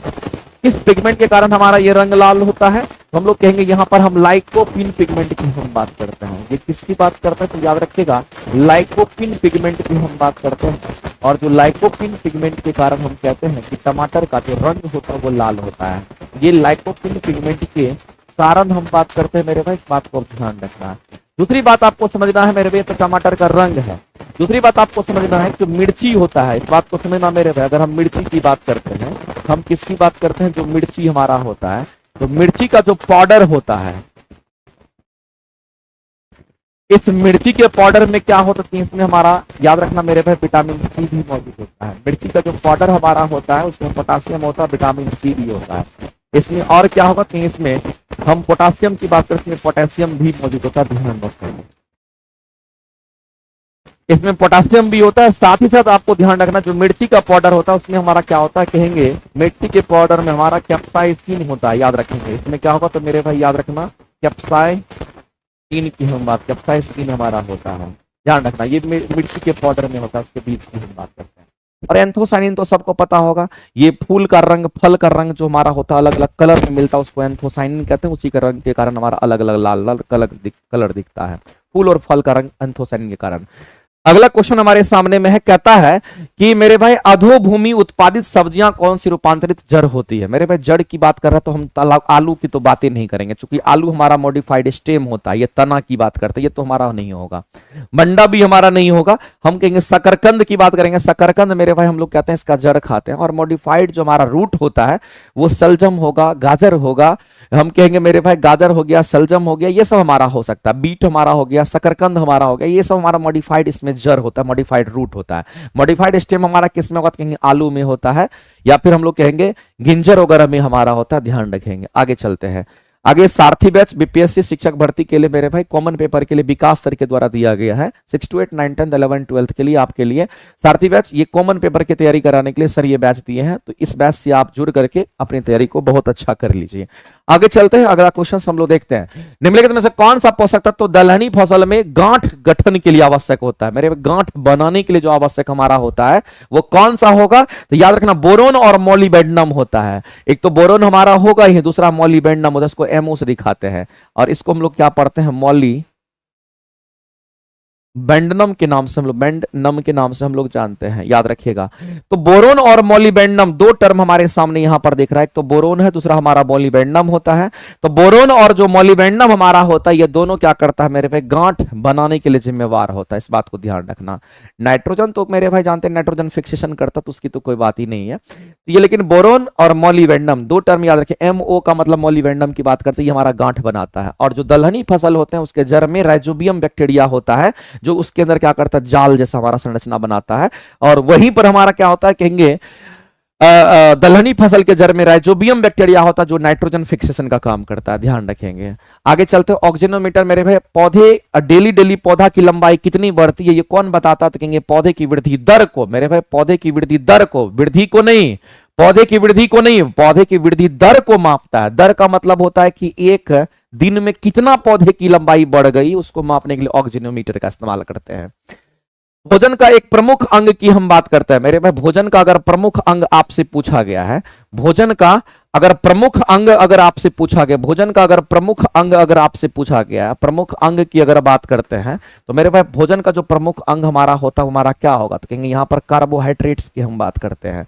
हम किसकी बात करेंगे तो हम कार्बोहाइड्रेट्स की बात करते हैं। और किसकी बात कर लेते हैं मेरे भाई तो कहेंगे यहां पर हम लोग प्रोटीन की भी बात कर लेते हैं, इससे भी एनर्जी हमारा मिलता है। साथ ही साथ मेरे भाई हम लोग को ध्यान रखना है कि हम लोग को फैट भी, यहां से फैट से भी एनर्जी, मेरे भाई ये हमारा प्रमुख अंग होता है, इसलिए तो हम भोजन करते हैं क्योंकि हमें एनर्जी मिलता है। और जिससे एनर्जी मिलता है वो हमारे ये सामने है। ग्लूकोज से डायरेक्ट एनर्जी मिलता नहीं है, स्टार्च से डायरेक्ट एनर्जी मिलता नहीं है, तो कार्बोहाइड्रेट हम लोग टेक आउट करेंगे, क्योंकि हम लोग जानते हैं कि सबसे अधिक मात्रा में अगर हमारा एनर्जी कहीं मिलता तो वो फैट से, उसके बाद अगर किसी से मिलता तो हमारा वो प्रोटीन हमारा होता है। सबसे कम एनर्जी अगर हमें मिलता तो किससे मिलता तो कहेंगे कार्बोहाइड्रेट से मिलता है। ये ऑर्डर भी आपको याद रहना चाहिए, ध्यान रखना मेरे भाई। तो ये एनर्जी का ऑर्डर है, जिससे हमें एनर्जी मिलता है, भोजन हमारे लिए आवश्यक होता है क्योंकि उससे हमें एनर्जी प्राप्त होती है। यानी मेरे भाई ये हमारा ऊर्जा का ऑर्डर है, एनर्जी का ऑर्डर है, इस बात को ध्यान रखिएगा। ये हमारा किसके रूप में तो ये हमारा एनर्जी का ऑर्डर है, इस बात को अब ध्यान रखेंगे। ये एनर्जी का ऑर्डर हमारा होता है इस तरीके से, फैट से सबसे ज्यादा एनर्जी, उसके बाद प्रोटीन और सबसे कम कार्बोहाइड्रेट से मिलता है। तो मुख्य रूप से अगर बोलेंगे तो कार्बोहाइड्रेट को हम लोग यहां टिक आउट करेंगे। आगे चलते हैं, और स्टार्च जो हमारा होता है, स्टार्च और ग्लूकोज से ही कार्बोहाइड्रेट बनता है, लेकिन उन दोनों से डायरेक्ट एनर्जी नहीं मिलता है, कार्बोहाइड्रेट से डायरेक्ट एनर्जी मिलता है। स्कर्वी रोग मेरे पे विटामिन सी की कमी से होता है, विटामिन ए की कमी से आपको जानते होंगे जरप्थैल्मिया होता है, नहीं रतौंधी की बात करते हैं, विटामिन B12 यानी कि हमारा साइनोकोबालामिन जिसमें कोबाल्ट धातु होता है। आगे चलते हैं, फेफड़ों में गैसों का विनिमय जो होता है एल्बुलाई पर होता है। मैंने कितनी बार बताया मेरे भाई, एल्बुलाई जो हमारा होता है फेफड़ा का पार्ट है, और फेफड़े के अंदर एल्बुलाई होता है, कुपिका होता है, जो छोटी छोटी संरचना में होता है, और उसी में हम कहते हैं इस तरीके का चीजें आती है। तो मेरे भाई एक बात आपको ध्यान रखना है, ये फेफड़ा जो हमारा होता है, लाइट लंग्स की हम बात करते हैं ना, हम किसकी बात कर रहे हैं तो हम यहां पर लंग्स की बात करते हैं, ध्यान रखना। हम किसकी बात कर रहे हैं? तो हम लंग्स की बात करते हैं। फेफड़ों में जो गैसों का विनिमय होता है वो कहां पर? तो एल्वुलाई में होता है। कुपिका उसी को कहते हैं। कितनी बार बता चुके हैं, आज हम इतना डिटेल में नहीं बताएंगे, आगे चलते हैं। जब वृक्क कार्य करना बंद कर दे, हमारी किडनी जब कार्य करना बंद कर देती है मेरे भाई, तो हमारे ब्लड का फिल्ट्रेशन नहीं होगा। जब हमारे ब्लड का फिल्ट्रेशन नहीं होगा तो हमारे ब्लड में अशुद्धियां आ जाएगी। नहीं तो मेरे भाई इस बात को ध्यान, जब वृक्क कार्य करना बंद कर दे तो निम्नलिखित में से कौन से पदार्थ जमा होंगे? तो अपशिष्ट पदार्थ हमारे ब्लड में जमा होंगे। तो मेरे भाई ब्लड में क्या जमा होंगे? तो हमारे रक्त में नत्रजनित अपशिष्ट पदार्थ हमारे जमा हो जाएंगे, यानी कि जो नाइट्रोजनियस वेस्ट होता है वो हमारा यहां पर जमा हो जाएगा। और कहते हैं कि मेरे भाई इस तरीके से लोग इससे बीमार भी हो जाते हैं। अगला, निम्नलिखित में से कौन सा हमारा हार्मोन है? हार्मोन के बारे में आपसे पूछा कि इनमें से कौन सा हमारा हार्मोन है, ये आपको बताना है। बताइए मेरे भाई कि इनमें से कौन सा हमारा हार्मोन है? कौन सा हार्मोन है ये आपको बताना है। इनमें से कौन सा हमारा हार्मोन है? तो इंसुलिन हमारा एक प्रकार का हार्मोन है, इस बात को हम सभी लोग जानते हैं। ये तो राइबोन्यूक्लिक एसिड है, ये हमारा इन्वर्टेज एंजाइम्स होता है। लेकिन एक बात आप समझने की कोशिश कीजिएगा मेरे भाई, कि जो इन्वर्टेज एंजाइम्स होता है ये क्या करता है? तो आपको ध्यान रखना, अगर हम सुक्रोज की बात करते हैं तो सुक्रोज को किस में बदल देता है? तो कहेंगे सुक्रोज को हमारा ये किस में बदल देता है? तो कहेंगे जो भी हमारे इन्वर्टेज एंजाइम्स होता है, चूंकि ये क्वेश्चन एग्जाम में पूछा गया है। देखिए दो तरह के क्वेश्चन आपके पूछे जाते हैं। आपके इन्वर्टेज एंजाइम पर क्वेश्चन आ गया है और ये कहते हैं कि ग्लूकोज और फ्रक्टोज में इसको बदल देता है। ये किस में? तो आपको याद रखिएगा, लिख करके चिपका लीजिएगा, इसको ग्लूकोज और फ्रक्टोज में बदल देता है। ग्लूकोज और हम फ्रक्टोज की बात करते हैं, और ग्लूकोज हमारा मोनोसेक्राइड है, फ्रक्टोज भी मोनोसेक्राइड है, और हमारा दो मोनोसेक्राइड अगर मिल जाता है तो एक डाइसेक्राइड का निर्माण होता है। इस बात को ध्यान रखना। तो यहां पर जिसकी जरूरत होती है इसको हम लोग क्या कहते हैं? इन्वर्टेज एंजाइम कहते हैं। यहां पर कौन सा एंजाइम हमारा काम करता है? तो याद रखना मेरे भाई, इसी को हम लोग कहते हैं, ये हमारा इन्वर्टेज एंजाइम होता है। इसी को इन्वर्टेज एंजाइम के नाम से जानते हैं। ये इन्वर्टेज हमारा एक प्रकार का एंजाइम है, ये कोई हार्मोन्स नहीं है, ध्यान रखेंगे। दूसरी बात, एक और चीज आप जान लीजिए मेरे भाई, एक और चीज हमारा जान लीजिए कि ग्लूकोज की अगर हम बात करते हैं तो आपको पता होगा कि जो ग्लूकोज है ये टूटता है। जब ग्लूकोज टूटता है तो ये इथाइल अल्कोहल का निर्माण करता है। ये किसका? तो इथाइल एल्कोहल का निर्माण करता है। एक बात बच्चे को पता होगा कि ग्लूकोज जब टूटता है तो इसी से किसका निर्माण होगा? तो इथाइल एल्कोहल का निर्माण होगा। साथ ही साथ कार्बन डाइऑक्साइड गैस भी हमारा फॉर्म करता है। तो यहां पर जो एंजाइम्स काम करता है मेरे भाई, इसको तोड़ने के लिए जो एंजाइम्स काम करता है उसको जाइमेज एंजाइम कहते हैं। इसको हम लोग क्या कहते हैं? इसको हम लोग जाइमेज एंजाइम के नाम से जानते हैं। ये हमारा जाइमेज एंजाइम होता है। एक बात आप जान लीजिए, ये जो जाइमेज एंजाइम का सिक्रेशन होता है, का सिक्रेशन की अगर बात करते हैं, ये ईस्ट के द्वारा किया जाता है। ये ईस्ट का मतलब होता है, हम कहेंगे खमीर की हम बात करते हैं। ये खमीर के द्वारा का सिक्रेशन ईस्ट के द्वारा होता है। ये किसके द्वारा? तो कहेंगे ईस्ट के द्वारा हमारा होता है। क्योंकि मेरे भाई जो ईस्ट होता है वही ग्लूकोज को इथाइल अल्कोहल में परिवर्तित करता है। किण्वन विधि इसी को कहते हैं, शराब बनाने की विधि होती है। ये शराब होता है, तो आपको ये भी चीज ध्यान रखना है। तो ये हमारा एक प्रकार का एंजाइम, ये भी एक प्रकार का एंजाइम्स होता है। सुक्रोज टूटेगा तो ग्लूकोज और फ्रक्टोज में बदलेगा, ग्लूकोज टूटेगा तो हमारा इथाइल अल्कोहल और कार्बन डाइऑक्साइड में बदल जाता है। और यहां पर ईस्ट इसका सिक्रेशन करता है। एंजाइम का ध्यान रखेंगे। आगे चलते हैं। ये क्वेश्चन मेरे पे बहुत इंपॉर्टेंट है, आपके एग्जाम में आने की संभावना बहुत ज्यादा है, इस बात को आप ध्यान रखिएगा। आगे चलते हैं। हीमोफीलिया मेरे आनुवांशिक डिजीज होता है जिसमें ब्लड क्लॉट नहीं करता है। रुधिर का स्कंदन नहीं होना, स्कंदन करने वाला ब्लड कोगुलेशन की हम बात करते हैं। याद रखना मेरे भाई, हीमोफीलिया अगर किसी को डिजीज होता है ना, उसके ब्लड क्लॉट नहीं करते हैं। सबसे पहले रानी विक्टोरिया में देखने को मिला था, और ये अनुवांशिक डिजीज होता है हीमोफीलिया, याद रखिएगा। अगर किसी में अगर कहीं पर एक्सीडेंट हो गया तो उसका ब्लीडिंग अगर कहीं कट हो गया तो फिर ब्लीडिंग रुकेगा नहीं, ब्लड में ब्लड क्लॉट होवे नहीं करेगा। क्योंकि अगर ब्लीडिंग तभी रुकता है जब ब्लड क्लॉट होता है। ये एक हमारा अनुवांशिक डिजीज होता है, और अनुवांशिक डिजीज का कोई इलाज नहीं है, आप सभी लोग जानते होंगे मेरे भाई। तो आज का जो डिस्कशन था वो हमारा यहीं पर होता है संपन्न। और लेकिन हम आप लोगों से बस यही कहना चाहेंगे, जितने लोग लाइव देखते हैं सभी लोग एक बार जाते जाते मेरे भाई एक बार जरूर सेशन को लाइक कीजिएगा। कैसा लगता है ये सेशन, आप कमेंट सेक्शन में जरूर कमेंट करके बताइएगा। और हम कोशिश करेंगे मेरे भाई आपको डेली बेसिस पर कुछ ना कुछ और भी बेहतरीन चीजें हम आपको प्रोवाइड करते रहें।